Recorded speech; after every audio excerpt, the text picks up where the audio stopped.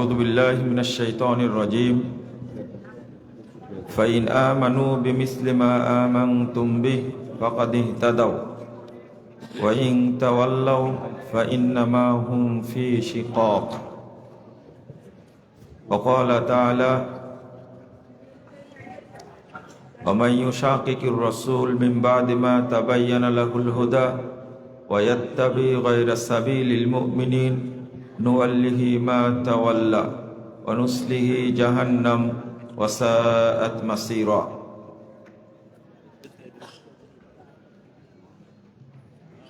وقال صلى الله عليه وسلم خير الناس قرني ثم الذين يلونهم ثم الذين يلونهم।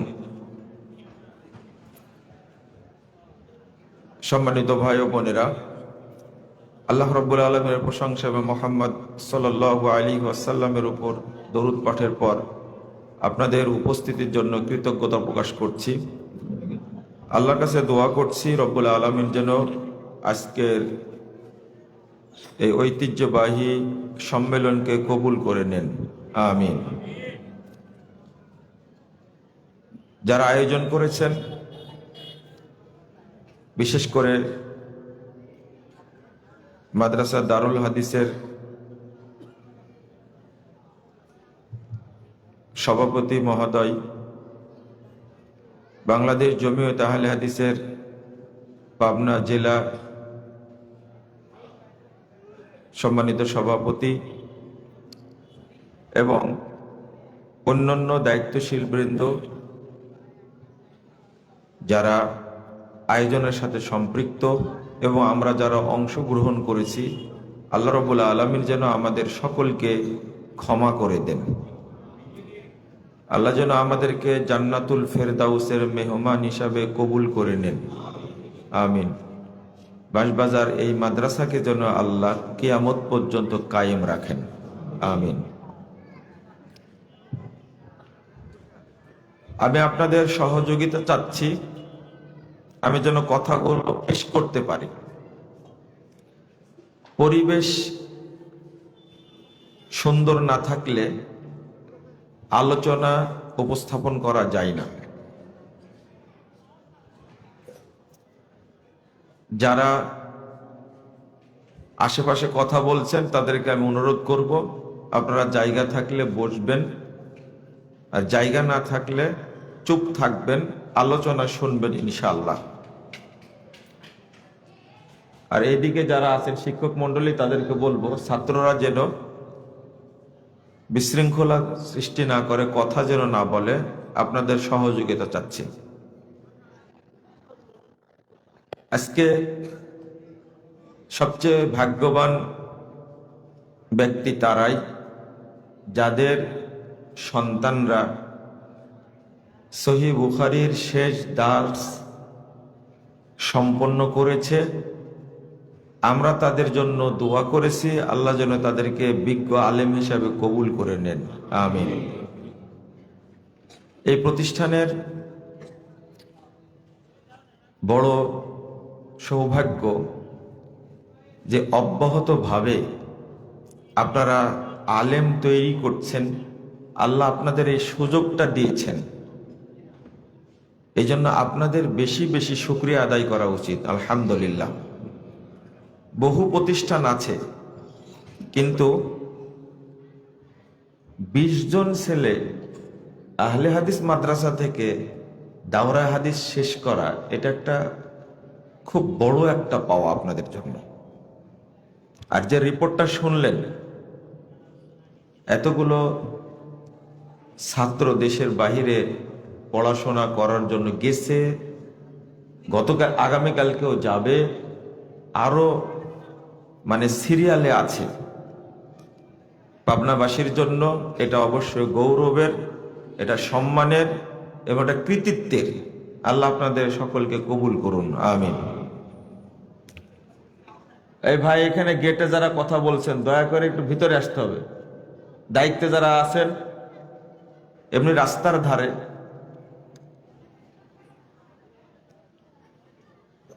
প্রথমে বলি, যে জায়গাটিতে আমরা অংশগ্রহণ করেছি বা মাজলিসে এসেছি, আল্লাহর কাছে এটা এত প্রিয়, এত দামি।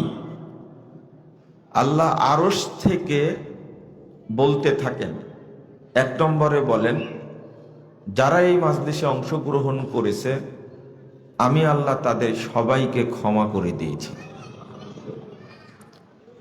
আল্লাহ আরো বলেন, তাদের যত পাপ ছিল সমস্ত পাপকে আমি আল্লাহ নেকি দ্বারা পরিবর্তন করে দিয়েছি। 3, ফাআতাইতুহুম মা সালু, এই মাজলিসে এসে তারা আমার কাছে যা আবেদন করেছে আমি তাদেরকে তাই দান করেছি। এরপরে বলেন, ও আজারতুহুম মিমাস্তাজারু, তারা এখানে আসার কারণে যে কষ্ট পেয়েছেন, সময় দিয়েছেন, এই জন্য আমি তাদের আমল নামায় পূর্ণ নেকি দান করেছি। পূর্ণ নেকি মানে যে নেকি হলে জান্নাতে যেতে পারবেন, আল্লাহ সেই পরিমাণ নেকি দান করেছেন। এই 4টা কথা শোনার পরে ফেরেশতারা আল্লাহকে জিজ্ঞেস করেন, ইয়া রব, ফিহিম ফুলানুন আব্দুন খাত্তা, আল্লাহ এদের মধ্যে একজন লোক বসে গেছে, যে লোকটা বড় পাপী, একজন খুব খারাপ মানুষ, এখানে সে আসেনি। ইন্না মাররা ফাজালাসা মাহুম, লোকটা প্রোগ্রামে আসেনি, অনেক মানুষ দেখে, রাস্তা দিয়ে যাচ্ছিল, অনেক মানুষ দেখে সে নিজে এসে বসে গেছে। আপনি কি তাকেও মাফ করে দিলেন? মানে একদিকে লোকটা অনেক বড় পাপী, 2 নম্বর এই মানুষটা এই মাজলিসে আসেনি, এমনি এসে বসে গেছে, আপনাকে তাকেও মাফ করে দিলেন? আল্লাহ বলছেন, ওয়ালাহু গফারতু, আমি ওকেও মাফ করে দিয়েছি। এবার আল্লাহ বলছেন, হুমুল জুলাসা, তারা এমন কিছু মানুষ বসে আছে, লা ইয়াশকা বিহিম জালিসুহুম, এর মধ্যে এসে যেই বসে পড়বে আমি আল্লাহ তাকেই ক্ষমা করে দেব, কেউ নিরাশ হবে না। এটা হলো কথাগুলো আল্লাহর। আমি এবার বলবো রাসূল সাল্লাল্লাহু আলাইহি সাল্লামের কয়েকটা কথা, একটু বুঝে নেবেন। সালাত আদায় করলে রাসূল সাল্লাল্লাহু আলাইহি সাল্লাম বলছেন পাপ মাফ হয়, পাপগুলো নেকি হয়ে যায়, এইরকম দলিল পাওয়া যায় না। আপনি হজ্জে গেছেন, ওমরায় গেছেন, পাপ ক্ষমা হবে, পাপগুলো নেকিতে পরিবর্তন হবে, এইরকম পাওয়া যায় না। আপনি সিয়াম রাখলেন রমাজানের, আল্লাহ আপনার পূর্বের পাপগুলোকে ক্ষমা করে দিবেন, অনেক হাদিস এসেছে। এমনকি ওযু করলেন, একজন মুমিন বান্দা যখন ওযু করে, রাসূল সাল্লাল্লাহু আলাইহি সাল্লাম বলছেন, 832 নম্বর হাদিস, সহিহ মুসলিম এসেছে, ইনসারাফা মিন খাতিআতিহি কাহায়াতি ওয়ালাদাত উম্মুহ, ওযু করার সাথে সাথে মুমিন বান্দা ওই দিনের মতো পবিত্র হয়ে যায় পাপ থেকে, যে দিন তার মা তাকে জন্ম দিয়েছিল।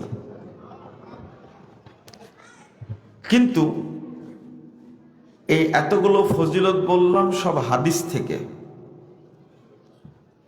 কোন হাদিসে নাই যে পাপগুলো নেকি হয়ে গেল, আছে?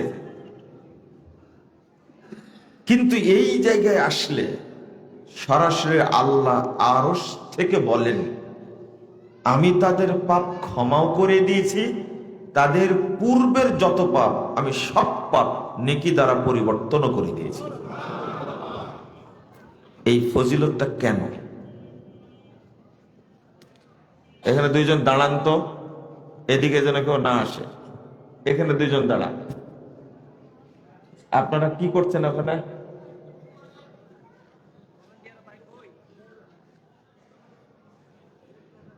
একান্ত জরুরি না হলে আপনারা উঠা বসা করবেন না।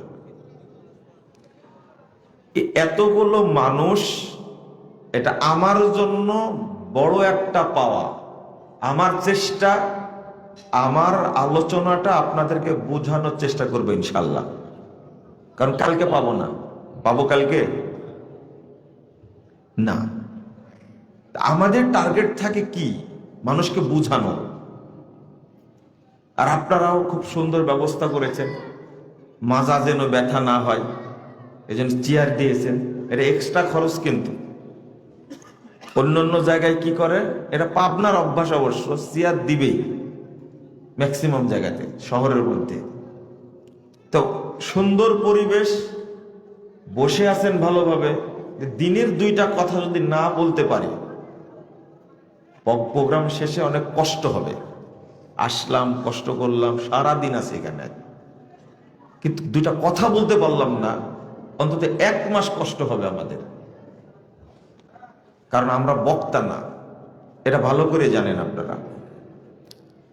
বলছিলাম এত ফজিলত কেন? যদি মাজলিসে উপস্থিত হওয়ার কারণে যদি এত নেকি হয়, এর কারণটা হলো মাজলিসুল ইলম, শিক্ষার মাজলিস, মাজলিসুত তালিম, মাজলিসুদ দাওয়া, দাওয়াতের মাজলিস। এই জন্য এত ফজিলত। শুধু আপনারা অল্প সময়ের জন্য এসে বসেছেন, দুইটা কথা শিখবেন, তাই যদি এত ফজিলত হয়, তাহলে একজন ছেলে দীর্ঘ 14 বছর পরে দাওরায়ে হাদিস শেষ করেছে, তার ফজিলত কি হতে পারে বলেন তো? একটা কোরআনের হাফেজের মর্যাদা কত হতে পারে? না ভাইরা, এখানে খুব বেশি কথাবার্তা হচ্ছে, একটু দেখেন আপনারা। একটা হাদিস শুনে নেন, কোরআনের হাফেজের কবরে শাস্তি হবে না। কোরআনের হাফেজের শাস্তি হবে না কবরে। শাস্তি তো হবে না, হাফেজের বাপ মায়েরও শাস্তি হবে না।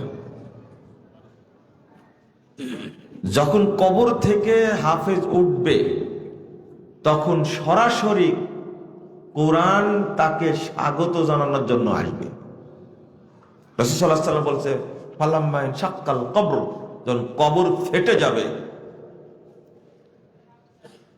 কার রাজুল শাহিদ, কোরআন তার কাছে যাবে ফ্যাকাশে, একজন ব্যক্তি হিসেবে উপস্থিত থাকবে। কোরআন বলবে, হাল তারিফুনি, এই হাফেজ সাহেব, তুমি কি আমাকে চিনতে পারছো? হাফেজ তো কোনোদিন এইভাবে কোরআন দেখেননি।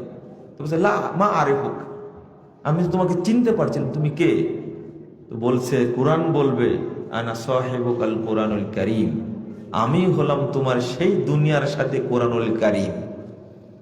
কোরআন স্বাগত জানানোর জন্য আসবে কবরে, কবর থেকে নিয়ে কোথায় যাবে?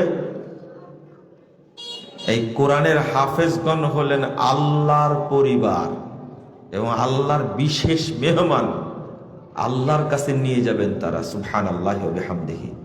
কি পরিমাণ ফজিলত হতে পারে! আল্লাহ বলবেন কোরআন হাফেজকে, ইকরা ওয়ারতাকি ওয়ারাত্তিল কামা কুনতা তুরাত্তিলু ফিদ দুনিয়া, তুমি তোমার মর্যাদা দেখতে থাকো, উপরে উঠো আর তেলাওয়াত করতে থাকো।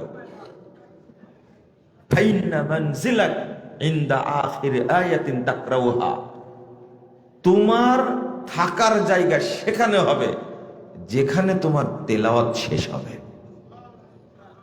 কাউকে বলবেন না, পৃথিবীর কোনো বান্দাকে আল্লাহ বলবেন না জান্নাতে তুমি কোথায় থাকবে বাছাই করে নাও। একমাত্র হাফেজকে আল্লাহ বলবেন, জান্নাতে তুমি কোথায় থাকবে তুমি নিজেই বাছাই করে নাও।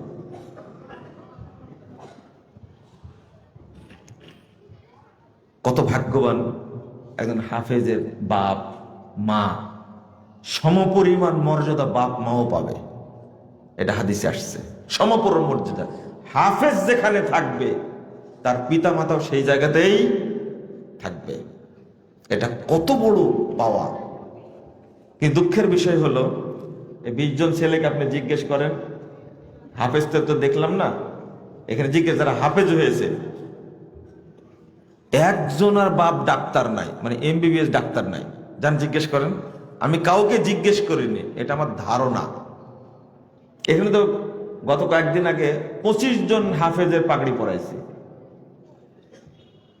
এর আগে কোন মাদ্রাসায় 28 জন হাফেজের পাগড়ি পড়াইছে, কিন্তু ওর মধ্যে একজন ডাক্তারের ছেলে নাই, একজন সচিবের ছেলে নাই, একজন ইঞ্জিনিয়ারের ছেলে নাই, একজন শিল্পপতির ছেলে নাই, একজন বিচারপতির ছেলে নাই। সবগুলো একবারে খেটে খাওয়া, কেউ ভ্যান চালক, কেউ কামলা, কেউ লেবার, সব ছেলে। অবশ্য সহিহ বুখারীতে ইমাম বুখারী রাহিমাহুল্লাহ একটা ইবারত নকল করেছেন, আসহাবুস সুফফা আকসারুহুমুল ফুকারা।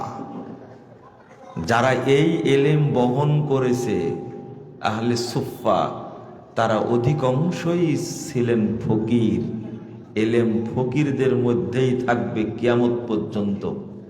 ধনী লোক, এলিট শ্রেণীর ব্যক্তিরা এই এলেম বহন করবে না। মজার ব্যাপার এটাই। সারা দেশে হাফেজ হচ্ছে, দেখবেন কোনো সন্তান কোনো এমপির নাই, কোনো মন্ত্রীর নাই, কোনো সচিবের নাই, নাই কোনো প্রফেসরের নাই। আপনারা রাগ করছেন? এটা তাজা কথা, বললে রাগ করবেন কেন আপনারা? বাস্তব তো এটা। তাদের ছেলেগুলোকে বাংলাদেশে পড়াইছে,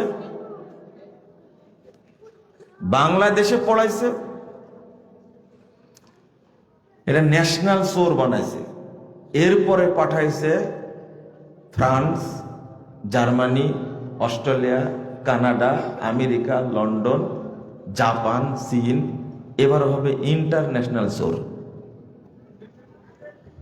আপনারা ইতিমধ্যে 16 বছরে জেনে গেছেন, তাই না? আচ্ছা, একটা ছেলেকে আপনি সর্বোচ্চ ইংরেজি শিক্ষা দিয়েছেন, সর্বোচ্চ। যদি আমেরিকার প্রেসিডেন্ট হয়, এরপরে মনে করেন সে নোবেল পেল, শান্তিতে হোক আর গজবে হোক, কি পেল? নোবেল পেল। এরপরে কি করতে চান তাকে? কি করতে চান? যত টাকা পয়সা ব্যয় হয়েছে, এই শিক্ষার 5টা পয়সা বা ফুটা পয়সা মূল্য আল্লাহর কাছে আছে? আপনারা কি বিশ্বাস করেন আছে? 5 পয়সা নাই। বরং তারা এমন শিক্ষা অর্জন করেছে, অভিশাপ ছাড়া কিচ্ছু নাই। অভিশাপ, আমি বললাম না, আল্লাহ রাসূল সাল্লাল্লাহু আলাইহি ওয়াসাল্লাম বলছেন। কারণ এত বড় শিক্ষা অর্জন করার পরে এখনো পেশাব করতে জানে না। জানে না, আমি আপনাকে বলে দিচ্ছি, এখনো ওযু করতে জানে না, জানে না। আমি নিশ্চিত হয়ে বলছি, জানে না। সে পবিত্রতা হাসিল করতে হয় সেটাই জানে না। ও আজও নামাজ পড়েছে, যখন সেজদায় গেছে তো পিছনের অর্ধেক বেরিয়ে গেছে, প্যান্ট পরে আছে। বুঝেননি কথা? যে প্যান্টটাও পড়তে জানে না, যে এইটা পড়লে নামাজ হবে। এই শিক্ষার কোনো দাম আছে? বরং একজন সচিব এই দেশ থেকে 5,000 কোটি টাকা পাচার করেছে। এই শিক্ষিত না শয়তান? এই দেশটা ভঙ্গুর করে দিয়েছে। কেন? ঢাকা বিশ্ববিদ্যালয় থেকে অনার্স মাস্টার্স করার পর যদি এত বড় চোর হয়, ঢাকা বিশ্ববিদ্যালয়ের কোনো কৃতিত্ব আছে? কোনো কৃতিত্ব নাই, কোনো কৃতিত্ব নাই। তার বাবা মার কি আছে জীবনে? তার জীবনে কি আছে? আল্লাহ রাসূল সাল্লাল্লাহু আলাইহি ওয়াসাল্লাম বলছেন, সবাই শুনে রাখেন, ইন্নাল্লাহা ইউবগিযু কুল্লা আলিমিন বিদ-দুনিয়া জাহিলিন বিল আখিরাহ। নিশ্চয় আল্লাহ তাআলা ওই সমস্ত ব্যক্তির উপরে লানত করেন, গজব বর্ষণ করেন, যারা দুনিয়াবি জ্ঞানে অভিজ্ঞ, প্রাজ্ঞ, বিজ্ঞ, জাহিলিন বিল আখিরাহ, পরকালের জ্ঞানে, দিনের জ্ঞানে অজ্ঞ, জাহেল, আল্লাহ তাদের উপরে অভিশাপ নাজিল করেন। এক পদ্মা সেতু তৈরি করতে যে একজন ইঞ্জিনিয়ার স্বাক্ষর করেছে, সেই বাজেটে খরচ হওয়ার কথা 20,000 কোটি টাকা, সেখানে খরচ দেখাইছে 50,000 কোটি টাকা। এই ইঞ্জিনিয়ার না জানোয়ার বলেন দেখি? ইঞ্জিনিয়ার শব্দের মান আছে তো, ওকে তো ইঞ্জিনিয়ার বলা যাবে না, ও তো জানোয়ার। এত টাকা কি করলো? এক মেট্রো রেল তৈরি করতে যত খরচ হয়েছে, এর দ্বারা বাংলাদেশে আরো 10টা মেট্রো রেল তৈরি করা যেত, এখনো শেষ হয়নি। আরে তারাই রিপোর্ট দিচ্ছে, যে সাংবাদিকরা আগে রিপোর্ট দেয়নি ওই হারামখোর সাংবাদিকরা এখন ওই রিপোর্ট দিচ্ছে। সাংবাদিক মানে দালাল, এটা কি জানেন আপনারা? আমি বলছি না সত্য কথা ওরা লিখতে পারে না, ওরা লেখে না, কিন্তু আলেমের বিরুদ্ধে, মাদ্রাসার বিরুদ্ধে, মসজিদের বিরুদ্ধে লেখার জন্য তারা রেডি থাকে। আমি সব সাংবাদিকের কথা বলবো না, আছে দুই একজন মানুষ আছে। আমি কি সবাইকে জানোয়ার বললাম নাকি? বহু ভালো ভালো ইঞ্জিনিয়ার আছে। একজন ইঞ্জিনিয়ার বলছেন যে আপনি যে মানহাজ নিয়ে বক্তব্য দেন, আপনি মানহাজের উপরে কথা বলবেন, অন্য বিষয়ে কথা বলার দরকার নেই। মানুষ বলে, কারণ আমি বুঝেছি মানহাজ যার নাই তার কিছুই নাই, সে মুসলমানই না। একটা ইঞ্জিনিয়ারের মাথার মধ্যে ঢুকলো কি করে? অন্তত 60 বার কোরআনটা অনুবাদ সহ পড়েছেন তিনি। এরকম লোক পাওয়া যাবে? আমি ডাক্তার বলতে সবাইকে ডাকাত বললাম নাকি? ডাক্তার জাকির নায়েকও ডাকাত নাকি? হ্যাঁ, ডাকাত বলতেই অধিকাংশ কসাই, তাই না? কসাই। একজন ডাক্তার হওয়ার পরে এত বড় কসাই হলো কি করে বলেন তো দেখি? কারণ হলো আল্লাহর অভিশাপ। কার অভিশাপ? আল্লাহর অভিশাপ। ওর পিছনে এত খরচ করেছে, কোনো লাভ নাই। আমি বললাম তো, হ্যাঁ, আপনি ইংরেজি শিক্ষা দিচ্ছেন আপনার সন্তানকে, উদ্দেশ্য হলো বেলাল ফিলিপসের মতো যারা ইংরেজি জানা তাদের কাছে দিনের দাওয়াত পৌঁছাবে, তাকে শিক্ষা দেন। আপনি তৈরি করেন একটা এরকম। বেলাল ফিলিপস একজন হাফিজাহুল্লাহ, একজন অর্থনীতিবিদ, একজন নাস্তিক মানুষ। সেই মানুষটা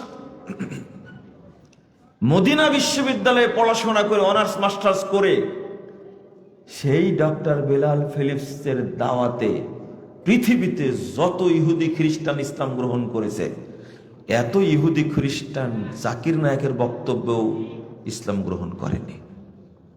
বেলাল ফিলিপস এই দেশের, পৃথিবীর জন্য একটা রহমত। জাকির নায়েক হিন্দুদের জন্য একটা রহমত। লক্ষ লক্ষ হিন্দু ইসলাম গ্রহণ করেছে তার বক্তব্যে। আমি তাকে তো বলিনি ডাকাত। আপনার যদি স্বভাব থাকে ডাকাতের, আপনাকে বললে তো কোনো সমস্যা নাই, ডাক করলেন আপনারা। আমি এইভাবেই বলবো ইনশাআল্লাহ, এইভাবেই বলবো। কারণ শিক্ষিত মানুষ হয়ে যদি দেশের ক্ষতি করে, এ শিক্ষিত নয়, ওই সন্ত্রাসী একটা। কেন ক্ষতি করবে সে দেশের? ওর বাপ মাকে এটা শিক্ষা দিয়েছে না। আমার বক্তব্যের বিষয় আজকে এটা না। আমি পাবনা ঐতিহ্যবাহী দারুল হাদিস মাদ্রাসায় যারা পড়াশোনা করছে তাদের জন্য একটা কথা বললাম, যতটুকু শিখবে ততটুকুই কাজ দেবে, দুনিয়াতেও কাজ দেবে, আবার পরকালের কাজ দেবে। আমি বলতে চাচ্ছি, আপনি যে সন্তানকে যে প্রতিষ্ঠানে পড়াচ্ছেন, ওই প্রতিষ্ঠানের শিক্ষকরা পরকীয়ায় জড়িত, ছাত্রীদের ধর্ষণ করে, যে কোনোদিন নামাজ পড়ে না, পবিত্র হতে জানে না, লুচ্চা টিচার। আর ওই হায়েনাদের কাছে আপনার কোমলবতী বাচ্চাকে দিলেন, আপনার বাচ্চা সেখানে ভালো থাকবে? যারা পড়াশোনা করার পরে বলে আমরা বানর থেকে জন্ম নিয়েছি, তাই না? বলে না? বাপ মা নাম রাখছে জাফর ইকবাল, নামটা কত সুন্দর না? নাম রাখছে আহমদ শরীফ, এত সুন্দর নাম। বাংলাদেশের শ্রেষ্ঠ নাস্তিক হলো আহমদ শরীফ, মরে গেছে, আল্লাহ তার উপরে গজব নাজিল করুক। এই শয়তানের বইগুলো পড়াই যায় না। বাংলা সাহিত্যের একজন পণ্ডিত, এই আরামকর, তার কাছে আমার বই আছে। আর এই পড়াশোনা শিখে লালন ভক্ত হচ্ছে, তাই না? লালন ভক্ত হচ্ছে না? এরা কি মুসলিম না কাফের? অমন গুরু ভোজনা গুরু বিনে মুক্তি পাবে না। গুরু নামে আছে সুধা, যিনি গুরু তিনি খোদা, অমন গুরু ভোজনা। হারামখোর বলে লালনের গান না শুনলে আমার ঘুম আসে না। ওমরের যুগ থাকলে তোমাকে জুতা পিটা করে ফাঁসিতে ঝোলানো হতো, তুমি মাপ পেয়ে যাচ্ছ। লালন হলো এই বাংলাদেশের উপমহাদেশের জন্য একটা অভিশাপ। লালনের ভাষা এত খারাপ, ও শুধু যৌনাচার জন্ম দিয়ে গেছে। তার সম্পর্কে জানেন না আপনারা? আপনি কিসের পড়াশোনা শিখলেন? লালনের ভাষাগুলো এত খারাপের খারাপ, এত নোংরা। এক মহিলার নাম, আজকে একজন মহিলা, লা ইলাহা ইল্লাল্লাহ, এই মহিলা পড়ে গেছে, বলছে যে আমি লতা বলছি। কি নাম? লতা। আমি বলছি তৌবা তৌবা, আজকের দিনটা আমার এত খারাপ লাগবে, একজন মহিলা নাম লতা রাখে। লতা মানে লতা সিদ্ধি। লালনের এটা ভাষা। মহিলাদের যোনির নাম হলো লতা। আস্তাগফিরুল্লাহ, আস্তাগফিরুল্লাহ। এটাকেই বলে লতা সিদ্ধি। হারামখোর লালন বলছে কি জানেন? আমরা নামাজ পড়ি না এই জন্য পৃথিবীর সব জায়গায় শয়তান বিচরণ করেছে, এই জন্য নামাজ পড়ি না, কিন্তু আমরা সব সময় কাবাতে সেজদা দিই। কোন জায়গায়? কাবায় সেজদা দিই। শয়তান ওই জায়গায় সেজদা দিতে পারেনি, সেটা হলো মহিলাদের যোনিতে শয়তান সেজদা দিতে পারেনি, ওইটা আমাদের কাবা, ওখানে আমরা সেজদা দিই। এইগুলো কি মাহফিলে আলোচনা করা যায়? যদি শুনতে চান, আমার কাছে সব ফকিরের গান আছে, হ্যাঁ, লালনের কিতাব আছে, আমার কাছে বই আছে, আমার কাছে যাবেন, আপনাকে এমন কথা শোনাবো। সেজদা কি জন্য জানেন? ওরা যে মহিলা কুমারী, বিয়ে হয়নি, এই মহিলার সাথে লতা সিদ্ধি করার সময় তারা 5টি জায়গায় সেজদা করে। প্রথম করে কাবায় সেজদা। কাবা বুঝেছেন তো? আর নতুন করে না বলি। এরা এরা কত খারাপ। আপনারা তারা প্রেম ভাজা খান। লালন ভক্তরা, আপনাদের জন্য আছে লালনের পক্ষ থেকে প্রেম ভাজা। প্রেম ভাজাটা কি জানেন? মুত, পায়খানা। মুত বুঝেন তো? কি? পেশাব। ওরা মূত্র লেখছে, আমি মুত বললাম। আমার তো মুতি বলে, এই মুতি আই যাই বলেন না, আমাদের ভাষা যেটা মায়ের ভাষা। প্রিন্সিপাল ইব্রাহিম সাহেব বলছে যে মায়ের ভাষাই যদি হবে, মা যেটা হবে বলে ওইটাই বলবো। কেন মুতকে, মা পেশাবকে মুত বলে, আমরা পেশাব বলবো কে? কি বলবো? মুতি বলবো। মা তো আমাদের আজীবন বলেছে, এই মুতেছিস, বলেনি? মায়ের ভাষায় যদি প্রিয় ভাষা হয়, সাধু আর চলিত কেন হবে? তাই না? কথা তো ঠিক বলেছে, আমি তার পক্ষে। তো বলছে একটা হলো মুত, আর একটা হলো পায়খানা, আর একটা হলো মাসিকের রক্ত। কথা বুঝতে পারলেন? আর কুমারী মহিলাদের প্রথম যখন স্রাব হয়, এই স্রাব, এই 3টা মিলে যে ওষুধ তৈরি হয়, এর নাম হলো প্রেম ভাজা। এইটা খেলে লালন ভক্তদের কোনোদিন অসুখ হয় না। খাইছে ওরা প্রেম ভাজা? লা হাওলা। আপনি সার্চ দেন, গুগলে সার্চ দেন প্রেম ভাজা লেগে, এখনই পাবেন, আপনি এখনই পাবেন। এত নষ্টা মানুষের ভক্ত হয় মানুষ। কি পড়াশোনা শিখলেন? ঢাকা বিশ্ববিদ্যালয়ের এক কুলাঙ্গার তৈরি হয়েছে, সেই কুলাঙ্গার লালনের পক্ষে এমন ভাবে কথা বলছে, তওবা তওবা, আস্তাগফিরুল্লাহ। এগুলো সব লুচ্চা, লম্পট, এগুলো সব লম্পট। আর যাকে গ্রেফতার করা হয়েছে, নবীকে অপমান করেছে।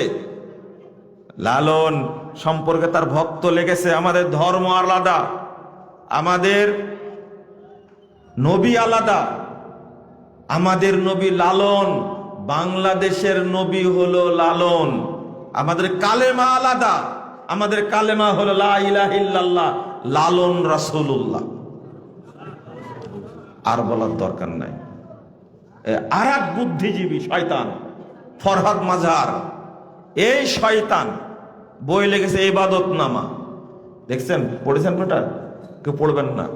যারা ভক্ত তারাও পড়ে না, অজ্ঞরা, মূর্খ। আর আমরা টুপিওয়ালা হলেও পড়ে কথা বলি। আর তোমরা এতটাই অজ্ঞ, না জেনে খামাখা খালি পেছাল পালো তোমরা। তোমাদের লজ্জাও নাই, শরমও নাই। লালনের থিওরি সম্পর্কে পড়লে এত ফাজিল হতে না। সি সি সি, আস্তাগফিরুল্লাহ। আমি শেষে কি বললাম? যারা বিশ্ববিদ্যালয়ে পড়ার পরে বলে, প্রফেসর হওয়ার পরে বলে লালনের গান না শুনলে ঘুম আসে না, এটা ওর জন্য আল্লাহর পক্ষ থেকে অভিশাপ। যারা প্রেম ভাজা খেয়ে বেঁচে থাকে এরা কি মানুষ হতে পারে? পায়খানা খাওয়া যায়, পেশাব খাওয়া যায়, যাকে নাম দিয়েছে মোহ ঔষধ প্রেম ভাজা। লজ্জা লাগে না? শরম লাগে না? আমি বলতেই থাকবো, মানুষ যাই বলে না বলুক, বলতে থাকবো। যারা লালন ভক্ত তাদের অন্তর কানা করে ছিঁড়ে পচাই দিতে হবে, বলেন ইনশাআল্লাহ। চলেন, যেটা বলছিলাম, এখন মাদ্রাসায় পড়ে ইঞ্জিনিয়ার হওয়া যায়, যায় না? এখন মাদ্রাসায় পড়ে বিচারপতি হওয়া যায়, বিসিএস ক্যাডার হওয়া যায়। এই যুগে আপনি আপনার সন্তানকে কেন স্কুলে পড়াশোনা করাবেন যেখানে বানর তৈরি হয়, যেখানে নাস্তিক তৈরি হয়, যেখানকার টিচারেরা নামাজ পড়ে না? নাউযুবিল্লাহ, আস্তাগফিরুল্লাহ। বললাম নামাজ পড়ে। সাংবাদিক রিপোর্ট করেছে কলেজে যাওয়ার পরে মহিলাদের অঙ্গ বড় হয় কেন। আমি অত খোলা বলতে পারবো না, আপনারা ভালো জানেন কেন। পত্রিকার রিপোর্ট করেছে। যারা পড়ে ওই মেয়েরা কি আপনার মেয়ে না? আপনার মেয়েটাকে কত সুন্দরভাবে তৈরি করেননি, কত আদর করে। ওই হায়ানাদের কাছে, পশুদের কাছে আপনার মেয়েকে ইজারা দিলেন কেন আপনি? একটু আপনার কষ্ট লাগে না? একটু দুঃখ লাগে না আপনার? আমরা শুধু মুখে বলতে পারি, আপনার একটু কষ্ট হয় না? আমি আমার কমলবতী এই বাচ্চা, রাসূল সাল্লাল্লাহু আলাইহি সাল্লাম বলছেন যার দুইটা মেয়ে হবে এই ব্যক্তির জন্য জান্নাত ওয়াজিব হয়ে যাবে। মেয়েদের কত সম্মান! মেয়েরা হলো বরকতপূর্ণ জিনিস, পুরুষের মধ্যে কোনো বরকত নাই। রাসূল সাল্লাল্লাহু আলাইহি সাল্লাম বলছেন, শুনেন, তাব্বাল লিদ-দাহাবি ওয়াল ফিজ্জা। সাহাবীরা শুনে রাখো, স্বর্ণের খনি, রূপার খনি ধ্বংস হয়ে যাক। তাব্বাল লিদ-দাহাবি ওয়াল ফিজ্জা, স্বর্ণের খনি, রূপর খনি ধ্বংস হয়ে যাক। যত সম্পদের খনি আছে ধ্বংস হয়ে যাক। তাব্বাল লিদ-দাহাবি ওয়াল ফিজ্জা, স্বর্ণ রূপার খনি ধ্বংস হয়ে যাক। ওমর রাদিয়াল্লাহু আনহু বলছেন, আইয়ুল মালে নাত্তাখিযু ইয়া রাসূলুল্লাহ। সবই ধ্বংসের কথা বলছেন, তাহলে আমরা গচ্ছিত রাখবো কোন মালকে? সব যদি টাকা পয়সা ধ্বংসের কথা বলেন, বদ্দুয়া করে দিলেন। আল্লাহ রাসূল তখন বলছেন, লিয়াত্তাখিজ আহাদুকুম জাওজাতান সালিহাতান। তোমরা তোমাদের বাড়িতে একটা নেককার নারীকে রেখে দাও, এর কাছ থেকে তোমাদের উপরে বরকত নাজিল হবে। ইসলাম মেয়েদেরকে কত মর্যাদা দিয়েছে, চিন্তা করেছেন? রাসূল সাল্লাল্লাহু আলাইহি সাল্লাম বলছেন, আযামুন নিসায়ে বারাকা আইসারহুন্না মাউনা। মহিলাদের মধ্যে ওই সমস্ত মহিলা বরকতপূর্ণ যে সমস্ত মহিলার চাহিদা কম, স্বামীকে পেড়ায় রাখে না, এটা দাও, ওইটা দাও, ওইটা লাগবে, তুমি গত বছর এটা দিছো, এবার এটা দিতে হবে। যাদের মধ্যে এই চাহিদা নাই, আল্লাহ নবী সাল্লাল্লাহু আলাইহি সাল্লাম বলছেন এরা হলো বড় বরকতপূর্ণ মহিলা, বরকত হবেই। রাসূল সাল্লাল্লাহু আলাইহি সাল্লাম বলেছে, ইন্না মিন সাদাতি ইবনে আদম। আদম সন্তানের সৌভাগ্যের প্রতীক হলো তিনটা, সৌভাগ্যের প্রতীক হলো তিনটা। এই তিনটা জিনিস থাকলে তার উপরে বরকত নাজিল হবেই, তার তকদির খুলে যাবে, তার কপাল খুলে যাবে। তার মধ্যে এক নম্বর হলো আল মারআতুস সালিহা, নেককার মহিলা হলো স্ত্রী হলো একজন ব্যক্তির জন্য বরকতের প্রতীক, সৌভাগ্যের প্রতীক। অলমারকাবুল হানি, আরামদায়ক বাহন। ওয়াল জারুস সালেহ, আর পড়োশি, ভালো পড়োশি। অনেকের ভালো বাড়ি থাকে না, অনেকের ভালো বাহন থাকে না, কিন্তু ভালো কি থাকে? স্ত্রী থাকে। স্ত্রী সবার আছে, হয়তো ভালো বাড়ি নাই, ভালো গাড়ি নাই, কিন্তু স্ত্রী তো আছে। আল্লাহ রাসূল প্রথম স্ত্রীর কথা বলছেন। যদি স্ত্রী ভালো হয়, এর ইঙ্গিত হলো আল্লাহ তাকে ভালো বাড়ি দিবেন, আল্লাহ তাকে ভালো বাহন দিবেন, আল্লাহ তাকে ভালো পরশি দিবেন। পুরুষের কোনো বরকত নাই। আপনি কি বুঝতে পারছেন কথাগুলো? রাগ করছেন আপনি? আল্লাহ রাসূল সাল্লাল্লাহু আলাইহি ওয়াসাল্লাম বলছেন, আলা আদুল্লুকুম আলা উখবিরুকুম বিনিসাই মিন আহলিল জান্নাহ, যে মহিলারা জান্নাতে যাবে তাদের সম্পর্কে তোমাদেরকে জানাবো। আল্লাহ রাসূল সাল্লাল্লাহু আলাইহি ওয়াসাল্লাম এক নম্বর বললেন, যারা জান্নাতি মহিলা, এক নম্বর আল ওদুদ, যে মহিলা, যে স্ত্রী তার স্বামীকে অতিরিক্ত ভালোবাসা দেয়, পাওয়ার যোগ্য যেটা দেয়, অতিরিক্ত প্রেম ভালোবাসা দেয়, এই স্ত্রী জান্নাতে যাবে। আল অলুদ, যে মহিলার বাচ্চা বেশি, এই মহিলাকে আল্লাহ জান্নাত দিবেন। আল আউদ, যে মহিলা তার ব্যাপারে, তার সম্পদের ব্যাপারে, তার সম্পদের ব্যাপারে কখনো স্বামীর সাথে দ্বিমত পোষণ করে না, এই মহিলা জান্নাতে যাবে।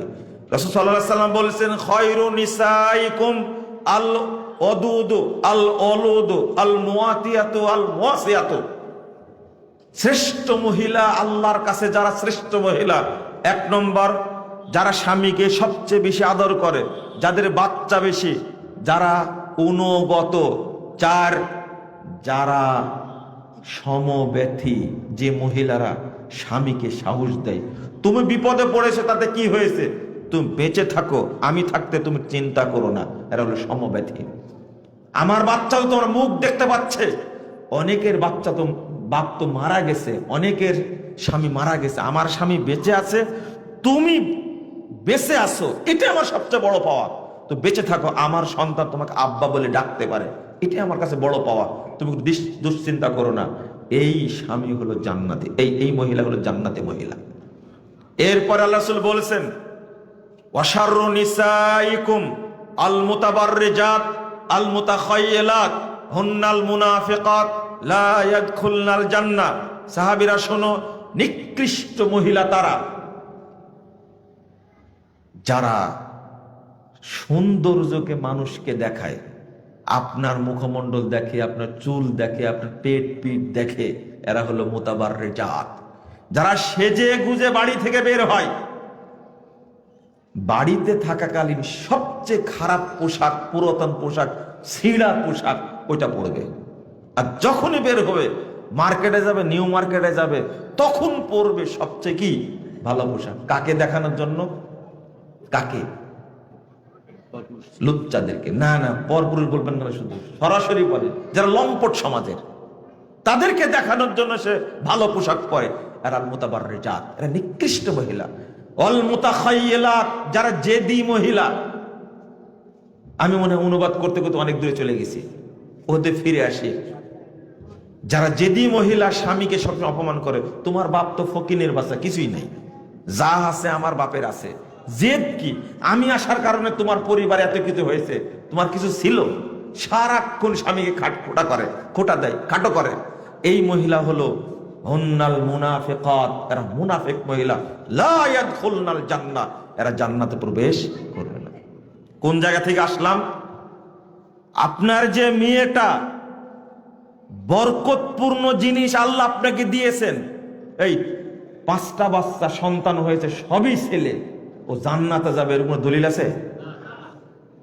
কেন আল্লাহ রাসূল বললেন তাকে 2টা মেয়ে?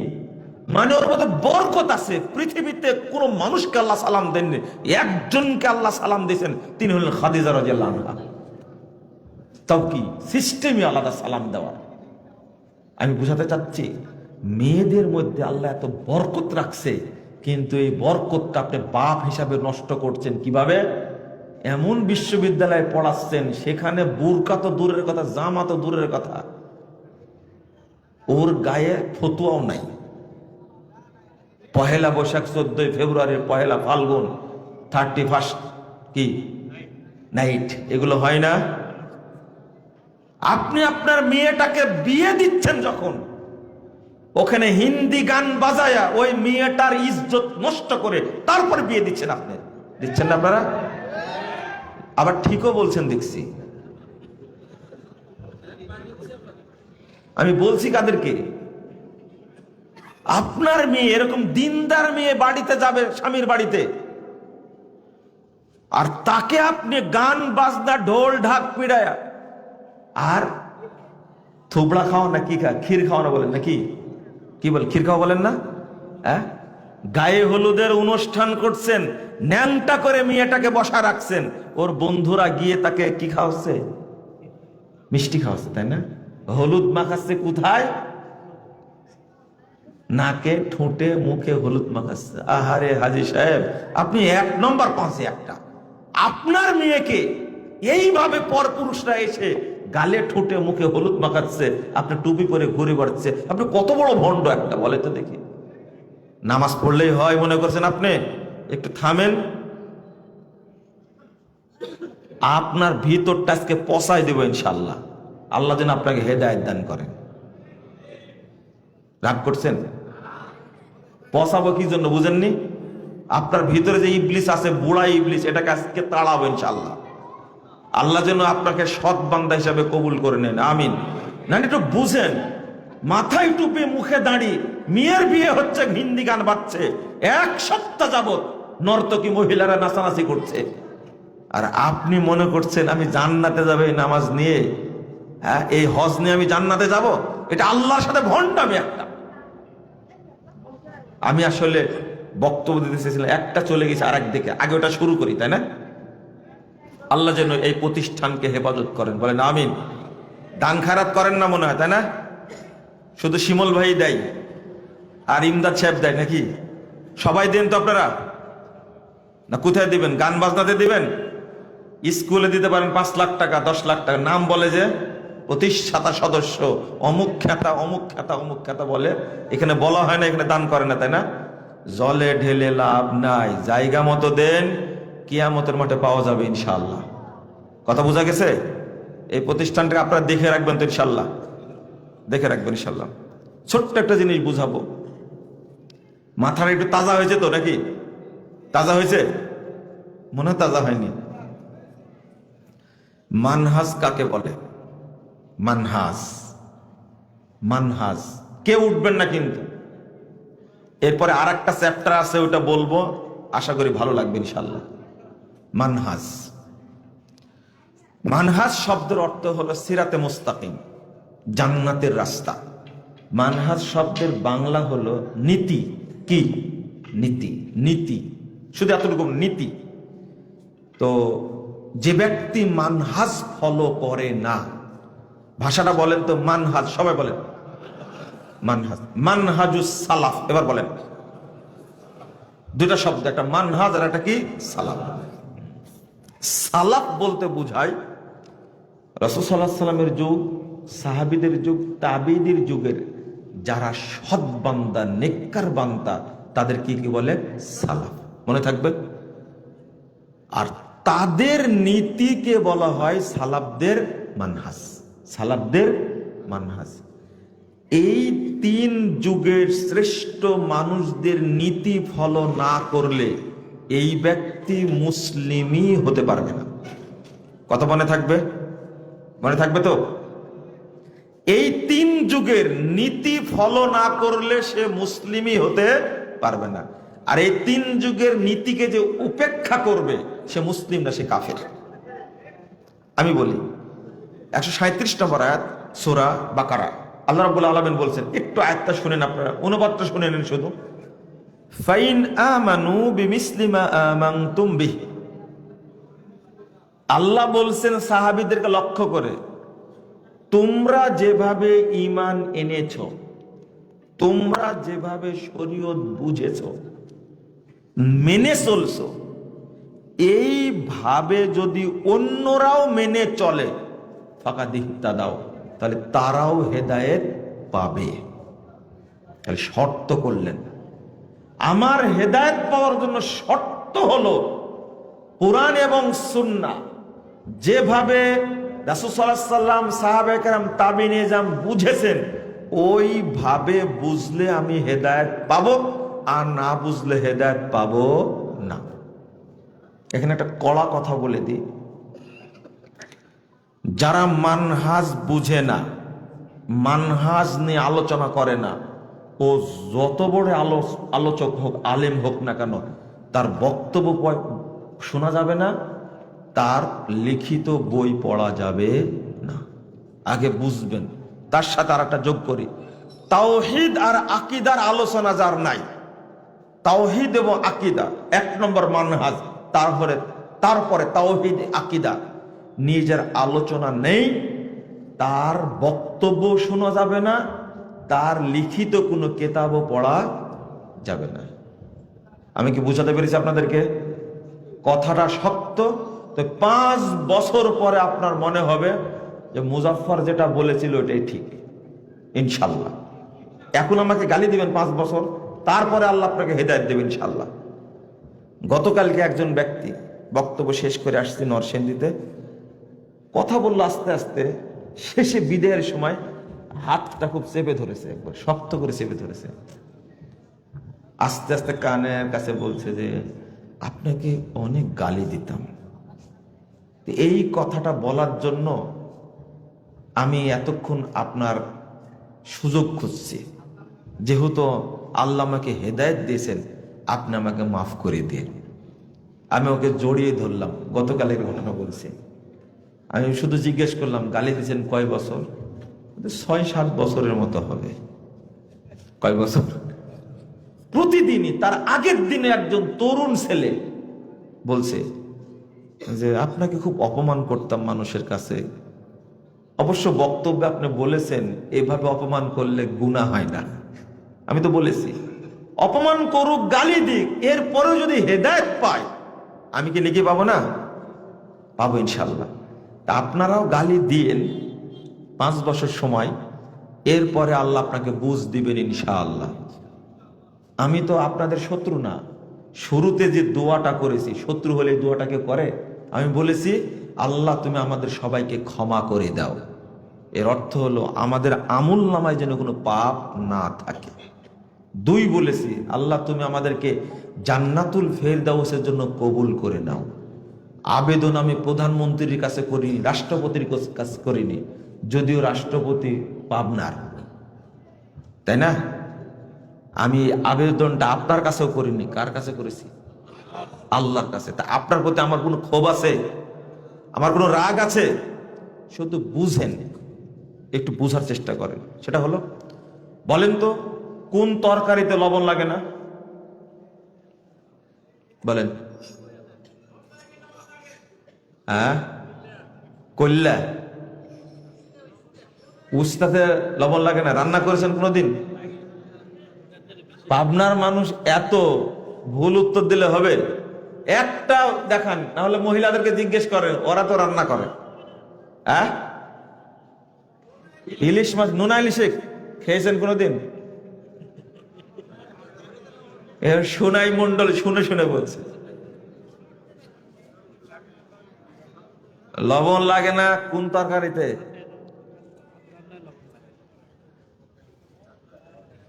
ওয়াসেক ভাই বলছে ভাতও নাকি তরকারি, ভাতে লবণ লাগে না, দুধে লাগে না। ঠিক বলেছেন, দুধে লাগে না। তাহলে পাবনার মানুষ দুধকে তরকারি বলে, আজকে বোঝা গেল। এই যে লাইভ হচ্ছে, হাসপাতাল পাবনাতে আছে, আর কিছু বললাম না। এটা কি বললেন আপনারা আজকে? দুধ তরকারি, ঠিক আছে, আপনারা বললে তরকারি, দুধ দিয়ে ভাত খান, যাক ভালো, আলহামদুলিল্লাহ। এর অর্থই যে একজন বলেছেন আমার বলার উদ্দেশ্যই হলো কোনো তরকারি লবণ ছাড়া, ঠিক মানহাজটা এইরকমই। শরীয়তের কোনো বিষয় মানহাজ ছাড়া গ্রহণ করা যাবে না। এর নাম মানহাজ। আপনার আকীদাটা কেমন এটাও মাপতে হবে কি দ্বারা? মানহাজ দ্বারা। আপনার আকীদার সাথে সালাফদের আকীদার মিল আছে কি না? আপনি তাওহীদ বুঝেন যেভাবে, এই বুঝের সাথে মিল আছে কিনা? আল্লাহ বলছেন লিকুল্লিন জাআলনা মিনকুম শিরআতাও ওয়া মিনহাজা, 48 নম্বর সূরা মায়েদা। আমরা তোমাদের প্রত্যেককে শরীয়ত দিয়েছি এবং মানহাজ দিয়েছি। মজার ব্যাপার, আজ থেকে 15-16 বছর আগে বক্তব্য হচ্ছে আকীদার উপরে। তখন মানুষ মনে করছে আকিকা কি। একদিন খুতবা দিয়েছি, কোন জেলায় বললে একটু তারা মন খারাপ করবে। খুতবা দিয়ে আমি চলে যাচ্ছি, কি বলে লোকজন চলে যাচ্ছে, আমি ইমামের কামরায় বসে আছি, 45 মিনিট খুতবা দিয়েছি। লোকজন যাচ্ছে আর বলছে যে এতক্ষণ এত গুরুত্বপূর্ণ আলোচনা করলো আকিকার উপরে, কিন্তু ছাগল জবাই করতে হবে না গরু জবাই করতে হবে এটাই বললো না। আচ্ছা, আলোচনা করেছে কিসের উপরে? আর সারাক্ষণ শুনেছে কিসের উপরে? আকিকা। মাথায় আছে আকিকা। আজকে আবার মনে করেন না যে মাযহাব নিয়ে কথা বলছি। কি নিয়ে? মানহাজ। মানহাজ মানহাজ মানহাজ যার নাই, এই ব্যক্তি মুসলিম না। আল্লাহ বলছেন ওয়াইন তাওয়াল্লাউ ফাইন্নামা হুম ফি শিকাক। এই সালাফদের শর্ত, আদর্শ, নীতি যে প্রত্যাখ্যান করবে ওই ব্যক্তি গুমরাহির মধ্যেই থাকবে। মুসলিম দাবি করলেও সে গুমরাহির মধ্যেই আছে। কোরআন হাদিসের ব্যাখ্যা আপনার কাছ থেকে নিতে যাব কেন? কেন নিতে যাব? আমি কি সেই ফকির? আমি তো বাঙালি ফকির না। আপনি একটা কোরআনের আয়াত পড়ে অর্থ করছেন নিজের মতো, হারাম, এটা হারাম। এই আয়াতের ব্যাখ্যা দিতে গিয়ে ইমাম তাবারি রহিমাহুল্লাহ তিনি বলেছেন ওয়ায়াত্তাবিউ গায়রা আহলিত তাসদীক ওয়ায়াসলুকু মিনহাজান গায়রা মিনহাজিহিম যালিকা হুয়াল কুফরু বিল্লাহ। যারা সালাফদের নীতির বাহিরে আনুগত্য করে, তাদের মানহাজের উল্টা অনুসরণ করে, এইটা হলো আল্লাহর সাথে কুফরি। আপনি করতে পারবেন না। আল্লাহ রাব্বুল আলামিন বলছেন ওয়ালা ইয়াতুনাকা বিমাসালিন ইল্লা জিনাকা বিল হক ওয়া আহসানা তাফসীরা, সূরা ফুরকান 33 নম্বর আয়াত। আল্লাহ বলছেন তোমার কাছে তারা যে বিষয়গুলো নিয়ে আসে সেটা আমি ওহী দ্বারা সমাধান দিই। মুহাম্মদ সাল্লাল্লাহু আলাইহি সাল্লামকে বলছেন আল্লাহ রাব্বুল আলামিন, কাফের মুশরিকরা তোমার কাছে যে বিষয়গুলো নিয়ে আসে সেটার সমাধান দিয়ে ওয়ালা ইয়াতুনাকা বিমাসালিন ইল্লা জিনাকা বিল হক ওয়া আহসানা তাফসীরা। আর এই কথার উত্তম তাফসীর কি হবে আমি সেটাও তোমাকে বলে দিই।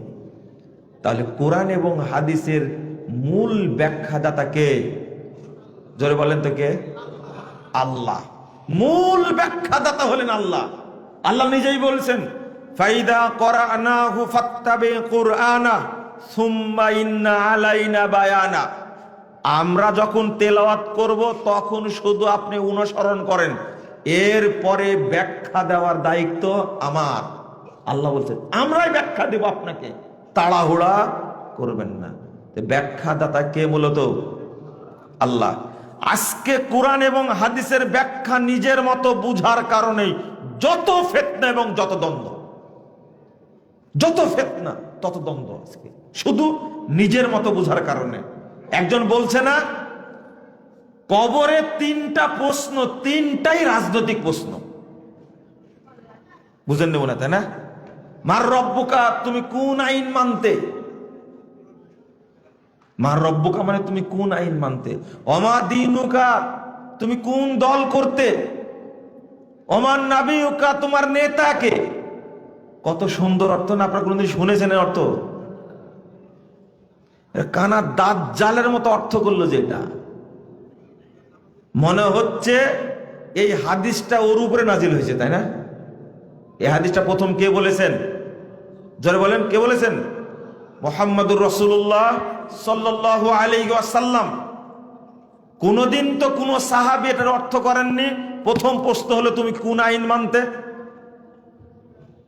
দ্বিতীয় প্রশ্ন তোমার দিন, তোমার দিন কি, মানে কোন দল করতে? একটা কোরআনের আয়াত, একটা হাদিসের অর্থ আপনি নিজের মতো করছেন, আপনার সাহসটা কত? যদি আপনি মানহাজ বুঝতেন, কোনদিন এইভাবে বলতেন? একটা আয়াতের অর্থ শুধু একটু চেঞ্জ করেছি, ব্যাখ্যা দিছে উল্টা, তাই তাদেরকে আমরা কাফের বলে ফতোয়া দিছি, তাই না?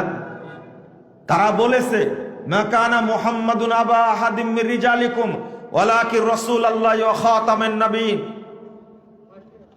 কাদিয়ানীরা বলে মুহাম্মদ নবী, তবে শেষ নবী না। কি না? শেষ নবী না। নবী স্বীকার করে, শেষ নবী না। খাতামান নবিয়্যিন, মুহাম্মদ আংটিওয়ালা নবী। কিওয়ালা?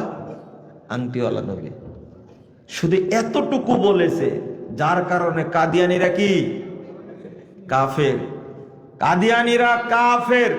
খতমে নবুয়ত সম্মেলন করে দাবি করছে সরকারের কাছে, কাদিয়ানীদেরকে কাফের ঘোষণা করে সংবিধানে নিয়ে আসতে হবে, তারা কাফের। স্বীকৃতি দিতে হবে রাষ্ট্রীয়ভাবে তারা কাফের।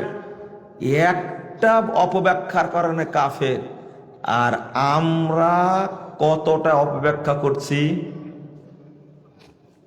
আজকে এই পাবনাতে আহলে কোরআনের জন্ম হয়েছে, হয়নি? আহলে কোরআন কেউ হয়েছে হিজবুত তাওহীদ নাকি? আপনার মাথায় পোকা হয়েছে। আহলে হাদিসের মধ্যে রসদ খেয়ে এক শয়তান বড় হলো, নাম হলো মুরাদ বিন আমজাদ। এই বদমাশটা হয়েছে বর্তমান বাংলাদেশের সেরা কাফের, সেরা ভণ্ড। ও বলে হাদিস মানা যাবে না, কাবা ঘরকে অপমান করে।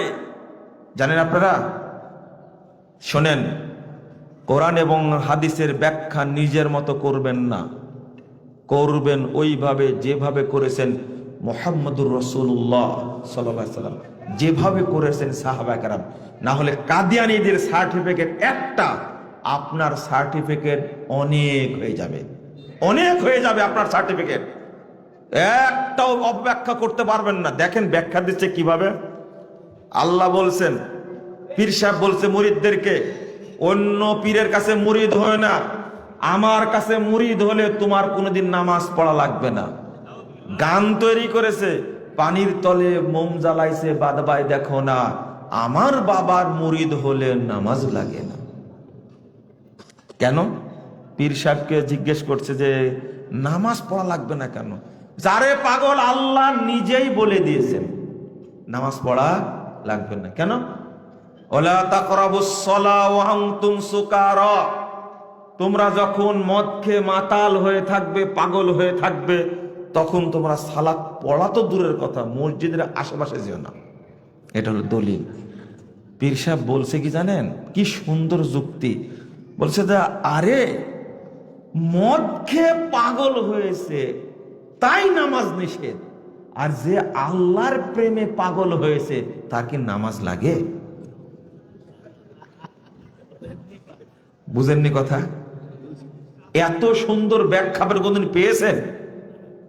অথচ সর্বশ্রেষ্ঠ পরহেজগার, সর্বশ্রেষ্ঠ দিনদার মানুষ, আনা আতকাকুম লিল্লাহি, কে? আনা আখশাকুম লিল্লাহি ওয়া আতকাকুম লাহু ফিল আরদ। সহিহ মুসলিমের হাদিসটা হলো ফিল আরদ। আল্লাহ রাসূল বলেছেন, সারা পৃথিবীতে জমিনের উপরে সবচেয়ে বেশি আমি আল্লাহকে ভয় করি, সবচেয়ে বেশি আমি তাকওয়াশীল আমি মুহাম্মদ সাল্লাল্লাহু আলাইহি ওয়াসাল্লাম। অথচ তিনি নিজেও সারা জীবন সালাত আদায় করেছেন, করেননি? আরে পীর, থামেন থামেন, বসেন। কি জন্য বলছিলাম দেখেন, এক তাকবীরেই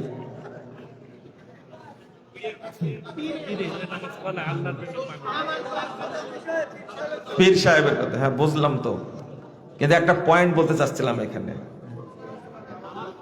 আচ্ছা, আল্লাহ রাসূল সাল্লাল্লাহু আলাইহি ওয়াসাল্লাম সারা জীবন কি করেছেন? সালাত পড়েছেন। যখন বৃদ্ধ হয়ে গেলেন তিনি দাঁড়াতে পারতেন না, বসে বসে সালাত পড়েছেন। মা আয়েশা রাদিয়াল্লাহু আনহা তার পা দেখে, স্বামী তো এত মহব্বতের, পা দেখে বলছে আপনার পাটা ফুলে গেছে, আপনাকে এত ইবাদত করতে হবে। কদ গফারাল্লাহু মা তাকাদ্দামা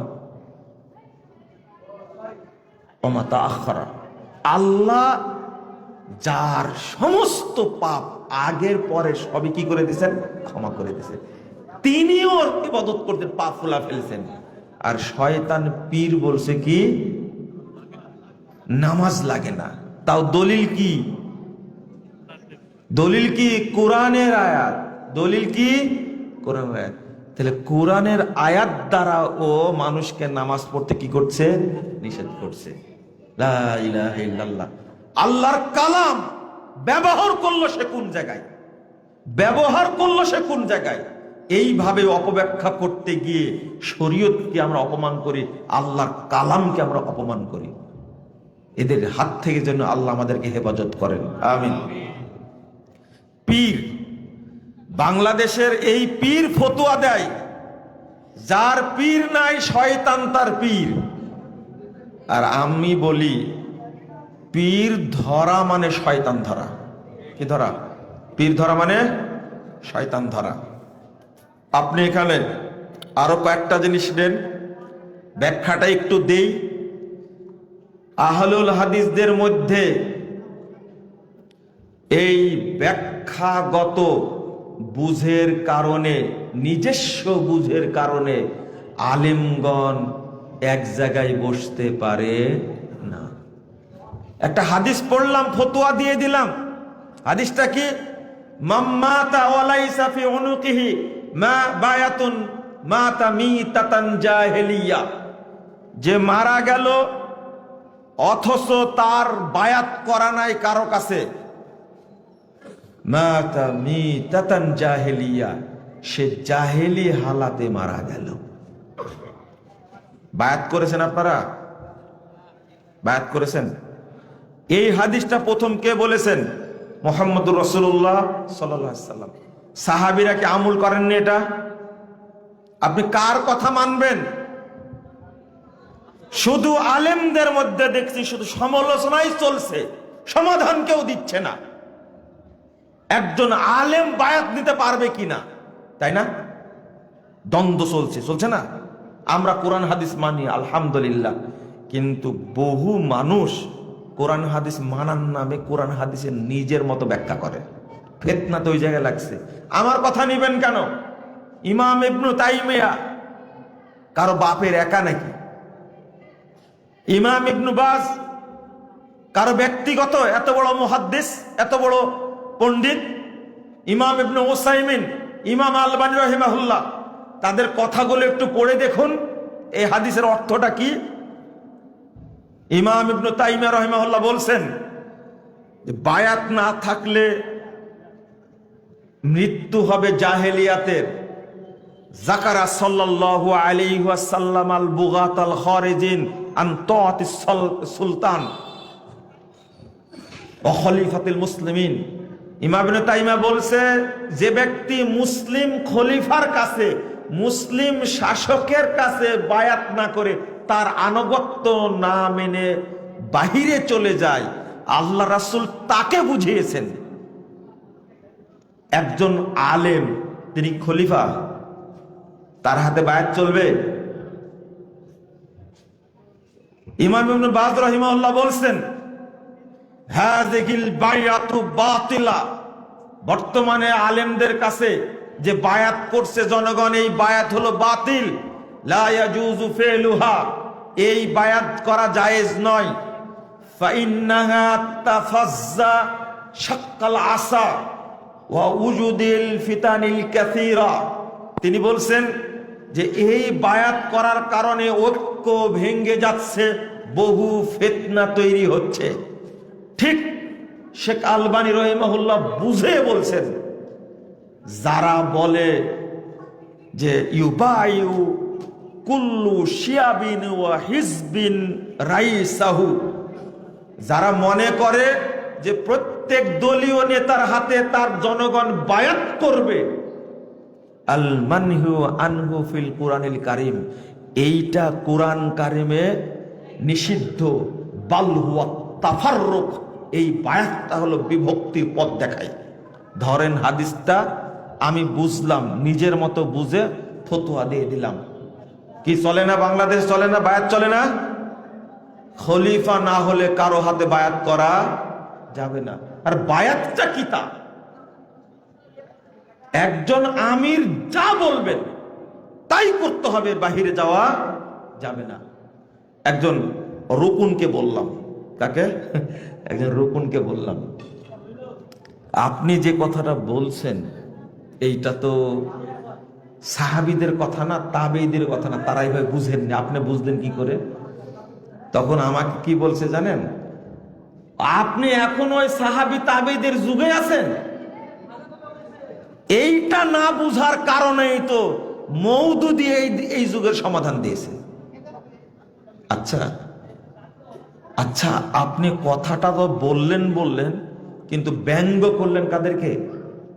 সাহাবী তাবেঈদেরকে ব্যঙ্গ করলেন না? পৃথিবীর বুকে সর্বশ্রেষ্ঠ খলিফাকে আবু বকর রাদিয়াল্লাহু আনহু, তারপরে শ্রেষ্ঠ খলিফাকে অর্ধ জাহানের খলিফা, তার রাষ্ট্র পরিচালনা করেছেন। আপনি তাদের নীতি অনুসরণ করবেন না মানে? আপনি ওসমানের নীতি অনুসরণ করবেন না মানে? আপনি আলী রাদিয়াল্লাহু আনহুম এদের নীতি অনুসরণ করবেন না? আপনি বললেন কি? অর্ধ জাহানের খলিফা, পরবর্তী খলিফা ওমর ইবনে আব্দুল আজিজ রাহিমাহুল্লাহ, এত বড় খলিফা, মাত্র 18 মাস দেশ চালিয়েছেন, সারা পৃথিবীর মানুষ তার নাম দিয়েছেন পঞ্চম খলিফা। আর বাংলাদেশে 18 মাস না, 18 বছর ক্ষমতা ধরে রাখার পরেও, সন্ত্রাসী কার্যক্রম করার পরেও, স্বৈরাচার হওয়ার পরেও টিকতে পারে না, পালাই যেতে হয় দিল্লিতে। আর খলিফাদের আদর্শ আপনি নেবেন না, তাদের নীতি নেবেন না। কোনদিন এই প্রচলিত গণতন্ত্রের আলোকে আপনি ক্ষমতা দখল করে ইসলাম প্রতিষ্ঠা করবেন, এটা সম্ভব না, এটা সম্ভব না। আর এইটার জন্য আপনাকে সাহাবীদের বিষয়ে আপনাকে গালমন্দ করতে হবে। এই জন্য খেলাফত ও রাজতন্ত্র আবুল আলিয়া মওদুদ রাহিমাহুল্লাহর এই বইটি পড়া যাবে না, পড়া যাবে না, স্পষ্ট ভাষায় বলে দিয়েছে। কারণ আবুল আলা মওদুদী রাহিমাহুল্লাহ তিনি এই বইটির মধ্যে অনেক ভুল লিখেছেন, এমনকি সাহাবীদেরকে কটূক্তি করেছেন। উসমান রাদিয়াল্লাহু আনহু এমন একজন সাহাবী যাকে নিয়ে তিনি কলম ধরেছেন, কটূক্তি করেছেন, এই লেখাটা তার ঠিক হয়নি। বাংলাদেশে এটা প্রিন্ট করাও যাবে না। আমি আগের অনেক বক্তব্যে বলেছি, আজকেও বললাম, সাহাবীদের কটূক্তি করে কোনো কাজ করা যাবে না। আমি এখানে উদাহরণ দিতে যাচ্ছিলাম, আজ থেকে অন্তত এতটুকু বুঝেন, আমরা কোনোদিন কোরআন এবং সহিহ হাদিসের অপব্যাখ্যা করব না ইনশাআল্লাহ। আহলুল হাদিসদের ঐক্যের পিছনে সবচেয়ে বড় বাধা, একটা হাদিস বলবো, তবে সবাইকে মনোযোগ দিতে হবে। আল জামাতু মা ওয়াফাকাল হাক্কা ওয়া ইন কুনতা ওয়াহদাক, জামাত তাকেই বলে যেটা হকের সাথে মিল আছে, যদিও তুমি একজন হও। হাদিসটা শুনেছেন না? এই হাদিস থেকে আমরা বুঝেছি, চিটাগঙ্গে যদি কোনো মানুষ একজন থাকে, কোরআন হাদিস মেনে চলে, তিনি হকের উপরে আছে, তিনি জান্নাতে যাবে। খুলনায় যদি একজন থাকে, তিনি একাই হকের উপরে আছে, একাই জান্নাতে যাবেন। সিলেটে যদি একজন থাকে, একজনই জান্নাতে যাবেন। রাজশাহী, রংপুরে যদি একজন থাকে, তবু একজনই জান্নাতে যাবেন। এই হাদিসটা বুঝেছি আমরা এইভাবে, অথচ হাদিসটা কিন্তু এটা না। হাদিসটা কি? হাদিসটা কি? আমর ইবনে মাইমুন ইবনু মাসউদ রাদিয়াল্লাহু আনহুর বন্ধু। ইবনু মাসউদ কি সাহাবী না? সাহাবী। আমি এখানে আসছি, কথাটা অনেক তথ্য পাবেন এই জায়গাতে, সংক্ষেপে বললে লম্বা হাদিস, সনদ সহিহ। তিনি তার বন্ধু আমর ইবনে মাইমুনকে বলছেন, ইয়ামানের মানুষ, তিনি বলছে যে আচ্ছা তুমি তো এই এলাকার বড় একজন ফকি আলেম মানুষ, হাল তাদরি মাল জামাত, জামাত বলতে তুমি কাকে বুঝে জানো? তখন বলছে লা আদরি, আমি জানি না। তখন ইবনু মাসউদ রাদিয়াল্লাহু আনহু বলছেন যে ইন্না জামহুরান নাস ইজা ফারাকুল জামা, অধিকাংশ মানুষ যখন জামাত থেকে বের হয়ে যেতে থাকবে, বুঝছেন কথা? অধিকাংশ মানুষ যখন জামাত থেকে, জামাত ভেঙ্গে বের হয়ে যেতে থাকবে, অধিকাংশ মানুষ, ধরেন আহলুল হাদিসরা ঐক্যবদ্ধ, কি ঐক্যবদ্ধ, তো এখান থেকে মুজাফফর বেরিয়ে গেল, এখান থেকে ইমদাদ সাহেব বেরিয়ে গেলেন, এখান থেকে আকাদুল্লাহ সাহেব বেরিয়ে গেলেন, এই করতে করতে সবাই বেরিয়ে গেল। তখন বলছেন যে ইন্না জামহুরান নাস ইযা ফারাকুল জামা, যখন সবাই চলে যাবে, ফা আলাইকা, তোমার উপরে ওয়াজিব হবে,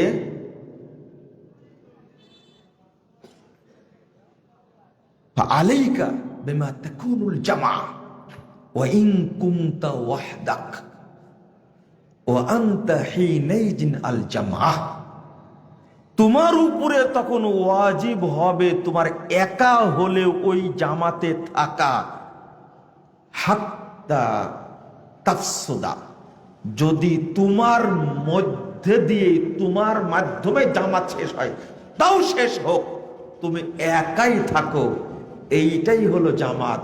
ফা ইন্নাকা হিনাইজিন আল জামাআহ, এখন তুমি একজন একা একটা জামাত। আপনি বলেন তো দেখি, আমরা আগে যে হাদিসটা বুঝলাম আর এখন যেটা বুঝলাম এক হলো কি? বুঝলেন না মনে হয়? আগে বুঝলাম একাকি থাকলেও জামাত, আর এখন বুঝলাম হাদিসটা হলো একটা দল থেকে অধিকাংশ মানুষ বেরিয়ে গিয়ে, জামাত থেকে বেরিয়ে গিয়ে যদি অনেক মানুষ হয়, ওইটা জামাত না। একজন আছে ওই ঐক্যের, ওই জামাতের, ওই লোকটাই কি জামাত, ওই লোকটাই কি জামাত। আমি আপনাদের বলেছিলাম আর একটা চ্যাপ্টার বলবো, তো আমাকে সময় দিয়েছে আলহামদুলিল্লাহ। আমি একটু বলবো, সময় পাওয়া গেছে আলহামদুলিল্লাহ। সেটা হলো, আমি শুধু একটা অনুরোধ করি আপনাদেরকে, কোরআন এবং হাদিস নিজের মতো বুঝবেন না, তবে এই মাজলিসটা ছিল বুঝানোর মতো, আলহামদুলিল্লাহ বুঝানোর মতো। অনেক অর্থ করে উল্টা এই হাদিসের মধ্যে এসেছে, এই যে হাদিসটা বললাম, এই হাদিসের মধ্যে এসেছে, আমর ইবনে মাইমুন বলছেন, আপনি বললেন আলাইকুম বিল জামা, তোমরা ঐক্যকে ধরে রাখো, কিন্তু এখন বলছেন সব মানুষ যদি দেরিতে জামাত করে, কোথায় জামাত করে? দেরিতে যদি জামাত করে, আর তুমি যদি আউয়াল ওয়াক্তে একাই জামাত করো, তখন আমর ইবনে মাইমুন বলছেন এটা কেমন হলো? একবার বলছেন যে জামাত ঐক্যবদ্ধ থাকো, আবার বলছে মানুষ যখন সবাই জামাতে পড়বে দেরিতে, তখন তুমি একা পড়ে নাও, এটাই জামাত। এই হাদিস থেকে প্রমাণ হয় দেরিতে সালাত যদি জামাতে পড়ে, এইটা হলো মরা সালাত। আর ওই জামাতে না পড়ে কেউ যদি একাকী সালাত আদায় করে, ইবনু মাসউদ রাদিয়াল্লাহু আনহু বলছেন এটাই জামাত। দেরিতে যে জামাত হয় এটা জামাত না। সমাধানটা কি পেলেন আপনারা? আজকে সমাধানটা কি পেলেন? আপনারা প্রশ্ন করেন না? প্রশ্ন করেন যে আমাদের এখানে সালাত হচ্ছে 1:30টায়, আমাদের এলাকায় সালাত হচ্ছে 1:45টায়, অথচ ওয়াক্ত হচ্ছে 11:55। আমি কখন পড়বো বলেন না? আল্লাহ রাসূল সাল্লাল্লাহু আলাইহি ওয়াসাল্লাম বলছেন, হাদিসটা বলি তারপরে শুনেন, সাতুদ্রিকুনা আকওয়ামা, 3601 নম্বর হাদিস মুসনাদ আহমদের মধ্যে এসেছে, সাতুদ্রিকুনা আকওয়ামা, অচিরেই তোমরা অনেক দল পাবে, ইউসাল্লুনাস সালাতা বিগাইরি ওয়াক্তিহা, তারা সালাত পড়বে ওয়াক্তকে মেরে ফেলে দিয়ে, শেষে গিয়ে পড়বে। ফাসাল্লু ফি বুয়ুতিকুম ফিল ওয়াক্তিল্লাযী তারিফুন, তোমরা তখন তোমাদের সালাত বাড়িতে পড়ো, ওয়াক্ত অনুযায়ী পড়ো। এখানে রাসূল সাল্লাল্লাহু আলাইহি সাল্লাম ওয়াক্তের দামটা বেশি দিয়েছেন। ইবনু মাসউদ রাদিয়াল্লাহু আনহু সেটাই বলছেন। আমাদের এই মুনাফিকি হালাতের মূল কারণটা হলো আমরা সালাত পড়ি কিন্তু সালাত আমাদের উপকার দেয় না। একজন মুসল্লি 60 বছর যাবৎ সালাত আদায় করছে নিয়মিত, অথচ এই মুসল্লি এখনো হারাম খাওয়া ছাড়েনি। কি ভুল বললাম? ভুল বললাম? হারাম খাওয়া ছাড়েনি।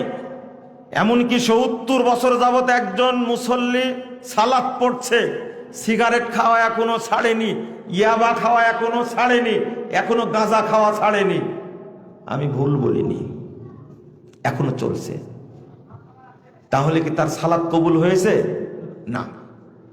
সালাত যদি কারো 2 রাকাত কবুল হয়, 2 রাকাত যদি কবুল হয়, এই ব্যক্তির দ্বারা কোনো মিথ্যা কথা হবে না। 2 রাকাত যদি কবুল হয়, আমার কথাটা মনে রাখবেন, নারী পুরুষ সবাই মনে রাখবেন।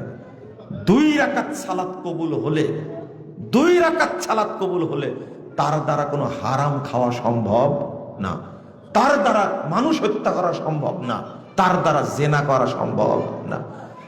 75 বছর যাবৎ সালাত পড়ছে, এখনো জেনা করে। মূল কারণটা কি? তার সালাত উপরে যায় না, উপরে যায় না। হাদিসটা শুনেন, রাসূল সাল্লাল্লাহু আলাইহি ওয়াসাল্লাম বলেছেন, আল খামরু উম্মুল ফাওয়াহিশ, নিশা হলো সমস্ত অপকর্মের মা, ওয়া আকবারুল কাবায়ের, যত কাবিরা গুনাহ আছে তার অন্যতম। মান শারিবাহা, যে নিশা করে, ওয়াকা আলা উম্মিহি ওয়া খালাতিহি ওয়া আম্মাতিহি, যে নিশা করে সে মায়ের সাথে, খালার সাথে, ফুপুর সাথে জেনা করে।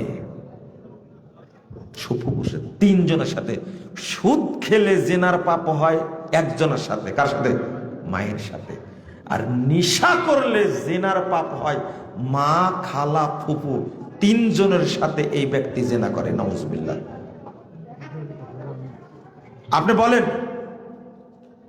আপনি বলেন যে ব্যক্তি মায়ের সাথে, খালার সাথে, ফুপির সাথে জেনা করার মতো পাপ করে, এই লোকের সালাতের নেকি কি আল্লাহর কাছে যাবে? সম্ভাবনা আছে? সম্ভাবনা নাই। তাহলে কারণটা কি? কারণটা কি? ওই জায়গায় সমস্যা। রাসূল সাল্লাল্লাহু আলাইহি ওয়াসাল্লাম বলেছেন, ইয়াতি আলান নাসে জামান, মানুষের সামনে একটা যুগ আসবে, একটা সময় আসবে, ইস্তামিউনা ইয়াসাল্লুনা ফিল মাসাজিদ, লোকেরা দলে দলে মসজিদে যাবে, সালাত আদায় করবে, সব মসজিদ মুসল্লি দ্বারা পূর্ণ থাকবে, ওয়ালাইসা ফীহিম মুমিন, কিন্তু কোন মসজিদে একজন মুমিন বান্দা পাওয়া যাবে না। তারা কারা? মুসল্লি আছে, সালাত আদায় করে, মসজিদ ভর্তি, কিন্তু কি নাই? মুমিন নাই। তাহলে সালাত পড়েও যে একজন মানুষ মুনাফিক, সালাত পড়েও একজন মানুষ যে মুশরিক, সালাত পড়েও যে একজন মানুষ কি কাফের, এই হাদিস তার প্রমাণ। আমরা সালাত পড়ি, গান বাজনা করি, তাই না? এই 3টা কারণের মধ্যে আমি 6টা কারণের মধ্যে আমি বলবো। 1 নম্বর, একটু শুনেন তো, আত-তাখাল্লুফ আনিল জামা, নামাজ পড়ে জামাতে পড়ে না, এ হলো মুনাফিক মুসল্লি। 2, তাখিরুস সালাত, সালাত পড়ে দেরি করে পড়ে, এ হলো মুনাফিক মুসল্লি। 3, আল কাসালু ইলা কিয়ামিস সালাত, সালাত পড়তে যেতে অলসতা করে। অলসতা বুঝেন তো? আজান হয়ে গেল, একামত হয়ে যাচ্ছে, যাই না, একামত হওয়ার পরে ওযু করতে করতে 3 রাকাত শেষ। আল্লাহ রাসূল বলছেন, এই ব্যক্তিকে আল্লাহ সব শেষে জাহান্নামে দিবে। আস্তাগফিরুল্লাহ। 4, মুরাতুন নাস, মানুষকে দেখানোর জন্য পড়ে। 5, কিল্লাতু যিকরিহা, সালাত পড়ে আল্লাহকে সময় দেয় না, খুব দ্রুত পড়ে দৌড় দেয়। 3 রাকাত সালাত পড়তে মাগরিব পড়তে সময় লাগবে মাত্র, পড়তে অন্তত 10-12 মিনিট সময় লাগার কথা, কিন্তু ও 3 রাকাত সালাত 3 মিনিটে পড়ে কি দৌড়, আল্লাহকে সময় দেয় না। 6 নম্বর, নাকরুহা কানাকরিল গোরাবদ্দয়ক, যে কাকের মতো মুরগের মতো ঠোকায় সালাতে রুকুরে সিজদায়, এ হলো মুনাফিক মুসল্লি। এই অভ্যাসগুলো আমাদের মধ্যে নাই, তাই না? আছে না? একটা যদি থাকে, একটা নামাজ পড়ে জামাতে পড়ে না, এ হলো মুনাফিক মুসল্লি, তার সালাত আল্লাহর দরবারে কবুল হবে না। এই জন্যই তো মাথায় টুপি, মুখে দাড়ি, ভূমি অফিসে চাকরি করে, নামাজও পড়ে, সবচেয়ে বড় ঘুষখোর একটা, নামাজ পড়ে ঘুষখোর।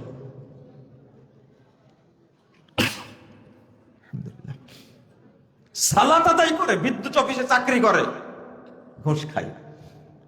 একজন প্রশাসনিক কর্মকর্তা বলছে যে আপনারা যে লোকের কথা বলছেন, এই লোক এখন দাঁড়িয়ে রেখে তাহাজ্জুদ পড়ে, খুব বড় মুরব্বী হয়ে গেছে এখন, অথচ আমি বসে আছি তার সামনে, ঘুষের টাকা নিয়ে আসছে। কিসের টাকা?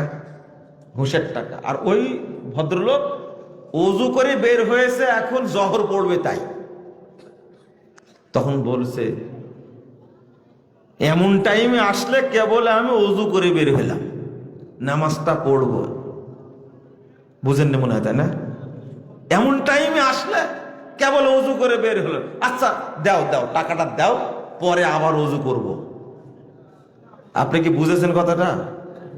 ও জানে এই টাকা নিলে ওযু নষ্ট হয়ে যাবে, তাই আক্ষেপ করে বলছে ওই ওযুতে নামাজ পড়ার তার সময় নাই, প্রয়োজনে আবার ওযু করবে, কিন্তু ঘুষ আগে খাবে। এই নামাজটা আমার মনে হয় শয়তানের কাছেও যাবে না, আল্লাহর কাছে যাওয়া তো দূরের কথা। কত বড় ভণ্ড একটা, চিন্তা করেন আপনি, আপনি চিন্তা করেন। এই যে পাক্কা মুনাফিক। আর একটা হাদিস বলে শেষ করে দেব, আম্মাল মুমিন ইয়ারা দুনুবাহু কাআন্নাহু কায়িদুন তাহতা জাবালিন ইয়াখাফু আন ইয়াকা আলাই। 6308 নম্বর হাদিস সহিহ বুখারীর মধ্যে এসেছে। মুমিন ওই ব্যক্তি যে পাপকে ভয় করে, কথা বোঝা গেছে? মুমিন ওই ব্যক্তি যে পাপকে ভয় করে, আমার উপরে বিশাল পাহাড়, যে কোনো সময় পাহাড়টা পড়ে যাবে, আমি ধ্বংস হয়ে যাব, এ ব্যক্তি মুমিন। ওয়া আম্মাল ফাজির ইয়ারা দুনুবাহু কাদুবাবিন মাররাল আনফি, আর মুনাফিক ওই ব্যক্তি যে পাপকে পরোয়া করে না, নাকের কাছ দিয়ে একটা মাছি উড়ে যাওয়ার মতো ধুর ধুর, এইভাবে উদাহরণ দেয়, মাররাল আনফি, কিছু মনে করে না। যে পাপ অনর্গল করতে থাকে, পাপকে পরোয়া করে না, হালকা মনে করে, এই লোকটা হলো মুনাফিক। কি? মুনাফিক। একজন লোক 60 বছর যাবৎ বক্তব্য শুনছে, যৌতুক নেওয়া কি হারাম, ওয়াজ শুনছে, দাড়ি কাটা হারাম, টাকনোর নিচে প্যান্ট পরা কি হারাম। এখন তার বয়স 80 বছর, কিন্তু এই লোকটা বক্তব্য শুনছে কয় বছর যাবৎ? 60-65 বছর যাবৎ বক্তব্য শুনছে। গতদিনে একটা 82 বছর একটা লোক সেলুনে ঢুকে দাড়ি কাটতেছে, চাঁচতেছে, আমি ওখানে আছি, তো সেলুনের নাপিতকে বলছে তুমি একটু চামড়া টেনে ধরো, না হলে তো চামড়া কেটে যাবে। বুঝেননি কথা? আমি বলছি যে চাচা বয়স কত হলো? 81। নামাজ পড়েন তো? তাকায় বলছে কি মনে হয় নামাজ পড়ি না? দাপট দেখে নাই। আমি বলছি না না না, নামাজ পড়ে না, তাও জিজ্ঞেস করছি যে আমি জীবনে কোনোদিন নামাজ বাদ দিইনি। কত বড় মুসল্লি আপনি চিন্তা করেন, অথচ দাঁড়িয়ে রাখা একটা ফরজ বিধান, 81 বছর বয়সে বসে কি কাটছে? দাঁড়িয়ে কাটছে। মুনাফিক কি আব্দুল্লাহ বিন উবাই না আমরা? আব্দুল্লাহ বিন উবাই 7-8 বছরের মুনাফিক, আর আমরা কত বছরের মুনাফিক? কত বছর? তো বড় কে হলো? আমরা। আমাদের বর্তমান প্রেক্ষাপটটা এরকম। আপনি বুঝবেন, সালাত পড়ার পর মিথ্যা কথা বলেন, সালাত পড়ার পর হারাম খান, সুদ খান, ঘুষ খান, লা হাওলা ওয়ালা কুওয়াতা জিনা করেন, তখন বুঝবেন আমার সালাত 1 রাকাতও আল্লাহর কাছে যায়নি। এটা বুঝে নেবেন। শেষ নসিহত, আজকে জুমার খুতবা শুরু করেছি, আজান হতে হতে 50 বেজে গেছে, 12টা 50। কয়টা? 12টা 50। আমি শুনলাম যে পাবনা বাঁশবাজার এই কেন্দ্রীয় আহলে হাদিস মসজিদে জুমার খুতবা 1:45 থেকে শুরু হয়, তাই না? আপনাদের কি সব মসজিদেই তাই? হ্যাঁ, সবারটাই। ওয়াক্ত হয়েছে 11:55-তে। আপনারা জহর কয়টায় পড়েন? সরি, জহর কয়টায় হয় এখানে? জহর একটা আজান হয় 1:45। এখানে 12:30 আজান, 1:45 কি হয়? 1টায় নামাজ হয়, আধা ঘন্টা পরে। আমি আপনাদের অনুরোধ করব একটা, সালাতের টাইমটা এগিয়ে নিয়ে আসলে আউয়াল ওয়াক্তে যারা সালাত আদায় করবেন তাদের সমপরিমাণ নেকি আপনাদেরও হবে। রাসূল সাল্লাল্লাহু আলাইহি ওয়াসাল্লাম বলছেন, ইদা উদখিলাল মাইয়িতুল কবরা, মাইয়িতকে যখন কবরে রাখা হয়, মুসসিলাতে শামসুল্লাহ, তখন সূর্যের আলো কমিয়ে দেওয়া হয়, আসরের টাইম হয়ে যায়। আল্লাহ পরীক্ষা করেন। কি করেন? পরীক্ষা করেন। যখন 2জন ফেরেশতা এসে বসায়, 2জন ফেরেশতা কেমন ফেরেশতা? এটা মিকাইল না, ইসরাফিল না, জিবরিল না, মুনকার নাকির, চোখেও দেখে না, কানেও শোনে না। 2জন উঠায় যখন বসায়, তখন মায়ের দেখতে পায় যে আরে সূর্য ডুবে যাচ্ছে। তো তারা বলতে চায় মার রব্বুক, তোমার রবকে। আর ধমক, দাউনি উসাল্লি, তোমরা আমাকে ছাড়ো, আগে সালাত আদায় করিনি, দেখো না সূর্য ডুবে যাচ্ছে। আচ্ছা, মার রব্বুকা, তোমার রবকে, ওমার দিনুকা, ওমার নাবিয়ুকা, এই 3টা প্রশ্নের উত্তর দিতে কি 3 ঘন্টা লাগবে? 30 মিনিট, 10 মিনিট, 30 সেকেন্ড, 3 সেকেন্ড। কিন্তু যে সালাত আদায় করে সে বলছে মার রব্বুকার উত্তর দেওয়ার সময় নাই, দাউনি উসাল্লি, আমাকে ছাড়ো, আগে আমি সালাতটা আগে আদায় করে নিই। দেখছো না সূর্য ডুবে যাচ্ছে? বলেন তো এই লোকটার কাছে এটা কি কবর মনে হচ্ছে? এই তো, সালাতের ওয়াক্ত হয়ে গেলে আর কোনো কাজ করা যাবে না। অন্তত এইটা বুঝেন, কাজ করলেও আপনার কোনো কাজে বরকত হবে না, এটা 100%। আপনি সালাতের 11:55 ওয়াক্ত হয়েছে, এরপরে আপনি সালাত না পড়ে আপনার ওয়াইফ তরকারি কোটা বাছা করছে, তাই না? ঘর মোছামুছি করছে, আপনি ব্যবসা করছেন, আপনি চাকরি করছেন, এই রুজিতে কোনোদিন বরকত হবে না। আগে সালাত। মানে ওই লোকটা মার রব্বুকা, তোমার রবকে আল্লাহ, ওমা দিনুকা, দিন কি ইসলাম, আমার নাবিয়ুকা, নবীকে মুহাম্মদ, এই 3টা কথা বলতে সর্বোচ্চ 5 সেকেন্ড লাগবে, ও বলেনি। সালাতের ওয়াক্ত হয়ে যাবে, সালাত পড়ো, এইগুলো চলবে না। ইনশাআল্লাহ আমাদের সভাপতি মহোদয় বলেছেন আমরা পরিবর্তন করবো ইনশাআল্লাহ। তার জন্য হায়াতের দোয়া করেন, আল্লাহ যেন তাদেরকে হায়াত দান করেন, নেক হায়াত দান করেন, আমিন। আলহামদুলিল্লাহ, খুব শুনলাম আব্দুল্লাহ ভাই, আপনাদের সহযোগিতা চাই, বরকত হবে ইনশাআল্লাহ। সৌদি আরবে আজান হয়ে গেছে, তারা বুঝে, যারা পরহেজগার মানুষ শাটার নামাই দেবে সাথে সাথে। এখন বিক্রি করলে লাভ হবে না, বিক্রি হবে, শয়তান নিতে আসবে, অনেক চাপ সৃষ্টি করবে, কিন্তু এই ব্যবসায় কোনো লাভ হবে না। আল্লাহ বলছেন ফাইদা কুদিয়াতিস সালাহ ফান্তাশিরু ফিল আরদ ওয়াবতাগু মিন ফাজলিল্লাহ, সালাত শেষ হয়ে গেছে, জমিনে নেমে পড়ো, এবার আল্লাহ তোমাকে অনুগ্রহ দান করবেন। আল্লাহ নিজে বলছেন, তারা পাবেন না। আল্লাহ বলছেন ওয়া'মুর আহলাকা বিস-সালাহ ওয়াসতাবির আলাইহা লা নাসআলুকা রিজকান নাহনু নারযুকুক তুমি পরিবারকে সালাতে নির্দেশ দাও, নিজেও সালাতে অটল থাকো। তোমার কাছে আমরা রুজি চাই না, আমরা রুজি দান করি। সালাতের সাথে রুজি কেন, খাবার কেন? বুঝেন না মনে হয়, তাই না? সালাতের মধ্যে কি খাবার কেন? ইমাম ইবনে কাসির রাহিমাহুল্লাহ বলছেন, ফাইদা আকামতাস সালাত আতাকা রিজকু মিন হাইসু লা তাহতাসিব। তুমি সালাত পড়ে নাও, কোথায় থেকে আল্লাহ রুজি দিবেন তুমি চিন্তাও করতে পারবে না। তাহলে আমরা সালাতের ব্যাপারে সজাগ থাকবো তো ইনশাআল্লাহ। আমি খুতবায় বলেছিলাম ছোট ছোট করে, বিস্তারিত বলতে পারিনি, এখন বিস্তারিত বললাম। আউয়াল ওয়াক্তে সালাত পড়বো ইনশাআল্লাহ। আল্লাহ তুমি আমাদেরকে তওফিক করো। আউয়াল ওয়াক্তে সালাত পড়লে তার মধ্যে মুনাফিকের আলামত থাকবে না। আউয়াল ওয়াক্তে সালাত পড়লে তার কবরে আযাব হবে না। আউয়াল ওয়াক্তে সালাত পড়লে প্রথম যে দল জান্নাতে যাবে সেই দলের সাথে সে জান্নাতে যাবে। আউয়াল ওয়াক্তে সালাত পড়লে আল্লাহ তাকে জান্নাতুল ফেরদাউসে জায়গা করে দেবেন। আউয়াল ওয়াক্তে সালাত পড়লে ওই ব্যক্তি বিনা হিসাবে জান্নাতে যাবে। আল্লাহ তুমি আমাদের সকলকে কবুল করো, আমিন। যারা আপনারা ধৈর্য ধারণ করে কথাগুলো শুনলেন, আমি তাদের প্রতি কৃতজ্ঞ। আল্লাহ রাব্বুল আলামিন যেন আমাদের সকলকে একই সঙ্গে জান্নাতুল ফেরদাউসে রাখেন। আমরা এইভাবে থাকতে চাই ইনশাআল্লাহ। আমি বললেন তো, তাহলে নামাজ যেন বাদ না যায়, মনে থাকবে, আল্লাহর জন্য বাদ যায়। আর আউয়াল ওয়াক্তে পড়বেন ইনশাআল্লাহ, ইনশাআল্লাহ। আউয়াল ওয়াক্ত কখন? ওয়াক্ত হওয়ার ওয়াক্তে আযান হবে আর 15 থেকে 20 মিনিটের মধ্যে জামাত হবে, মনে থাকবে। আমি আজকে বলেছি আস্তে আস্তে চেঞ্জ করেন, আস্তে আস্তে কি। এবং কোন একটা হচ্ছে আপনি 6 মাস 12:30টায় করেন, এরপরে 3 মাসে আপনি 12:15টায় করেন। মানুষ আপনারা শুনবেন না ইনশাআল্লাহ, খালি করে দেখেন।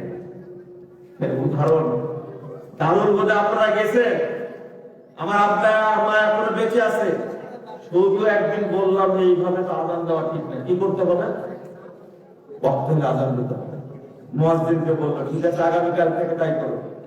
একদিন বক্তব্য শুনেছেন সাহারির আযান, সাহারির আযানটা সুন্নাতটা মরে গেছে, তো কিভাবে আযান দেওয়া যায়?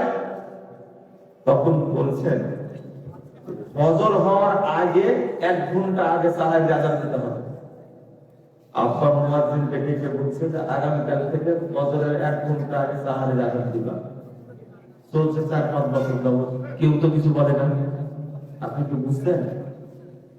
রমজান মাসে না, সারা বছর, বুঝেন না মনে হয়, সারা বছর সাহারির আযান দেয়। কাউকে না কাউকে ভূমিকা পালন করতে হয়।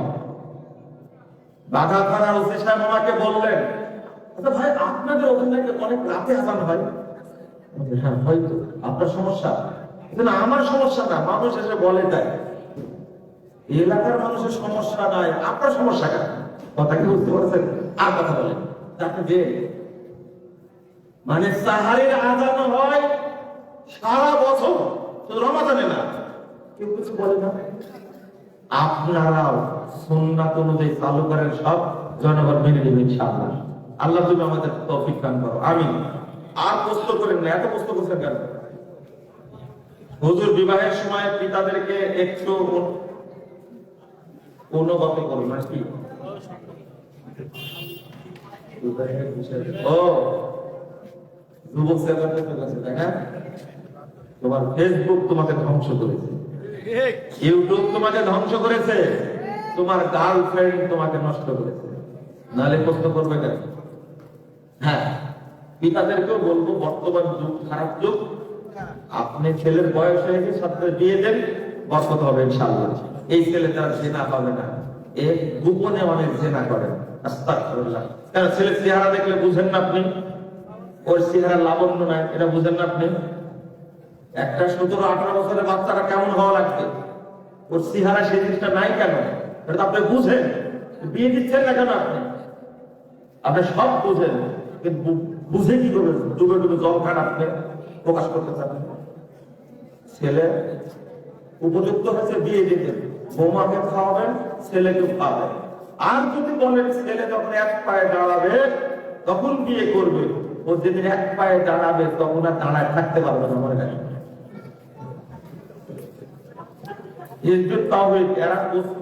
এরা প্রচার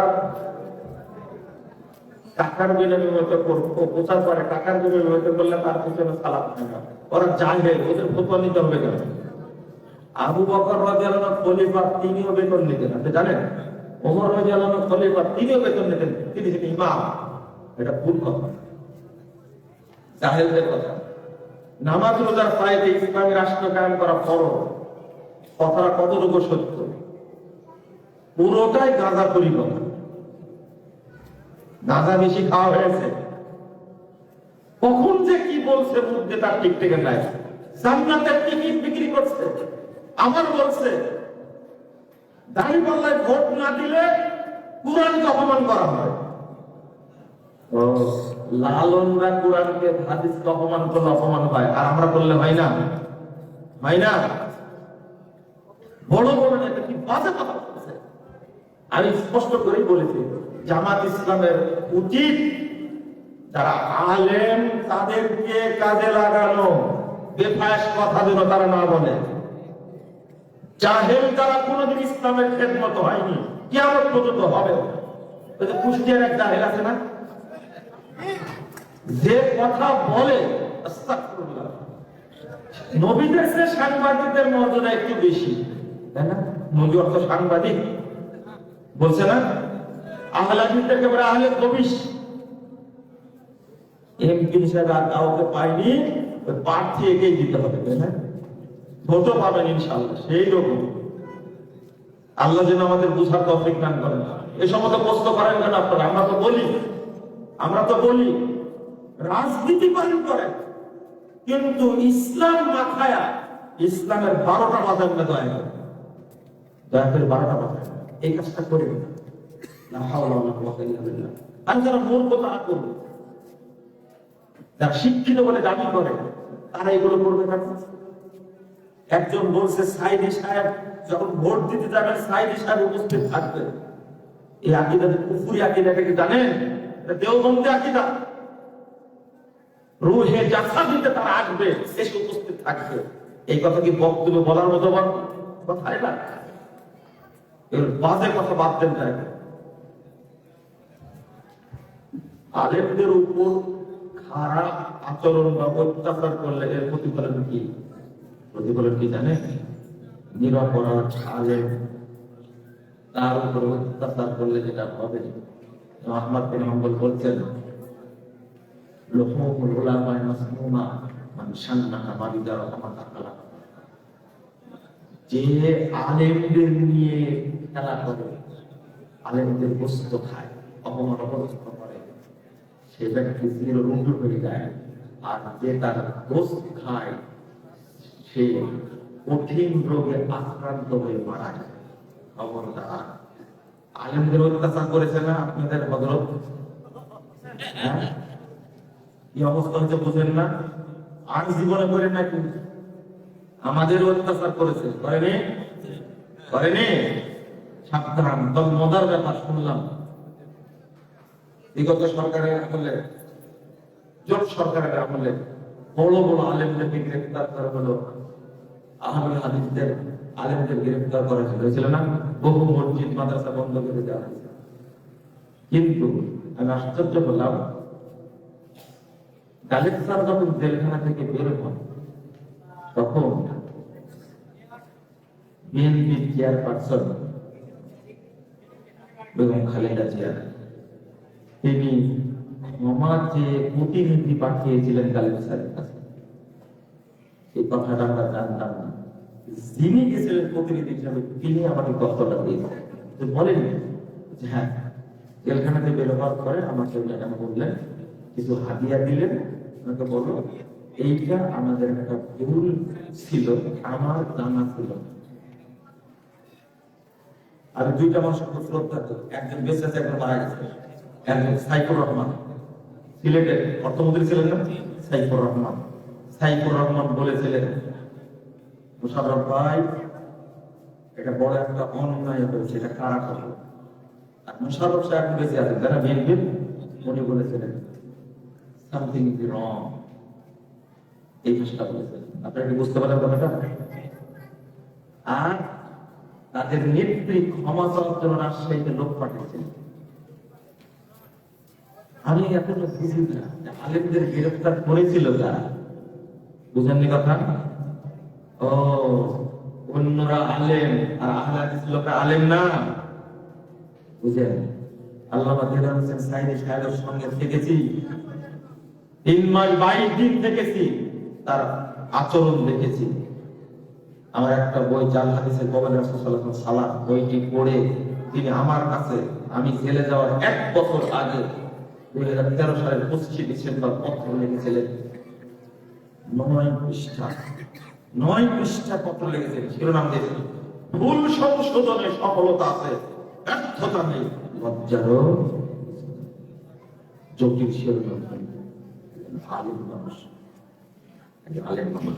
অতএব আলেম হয়ে অহংকার করবেন না, দয়া করে মনে থাকবে সব আলেমকে সম্মান করতে হবে। ঠিক না? শেষ হয়ে গেছে। তাকবীরে তাহলিলের সময় কানের লতি স্পর্শ করার কোনো হাদিস আছে কি? না, এই হাদিস জয়ীফ ঠিক না।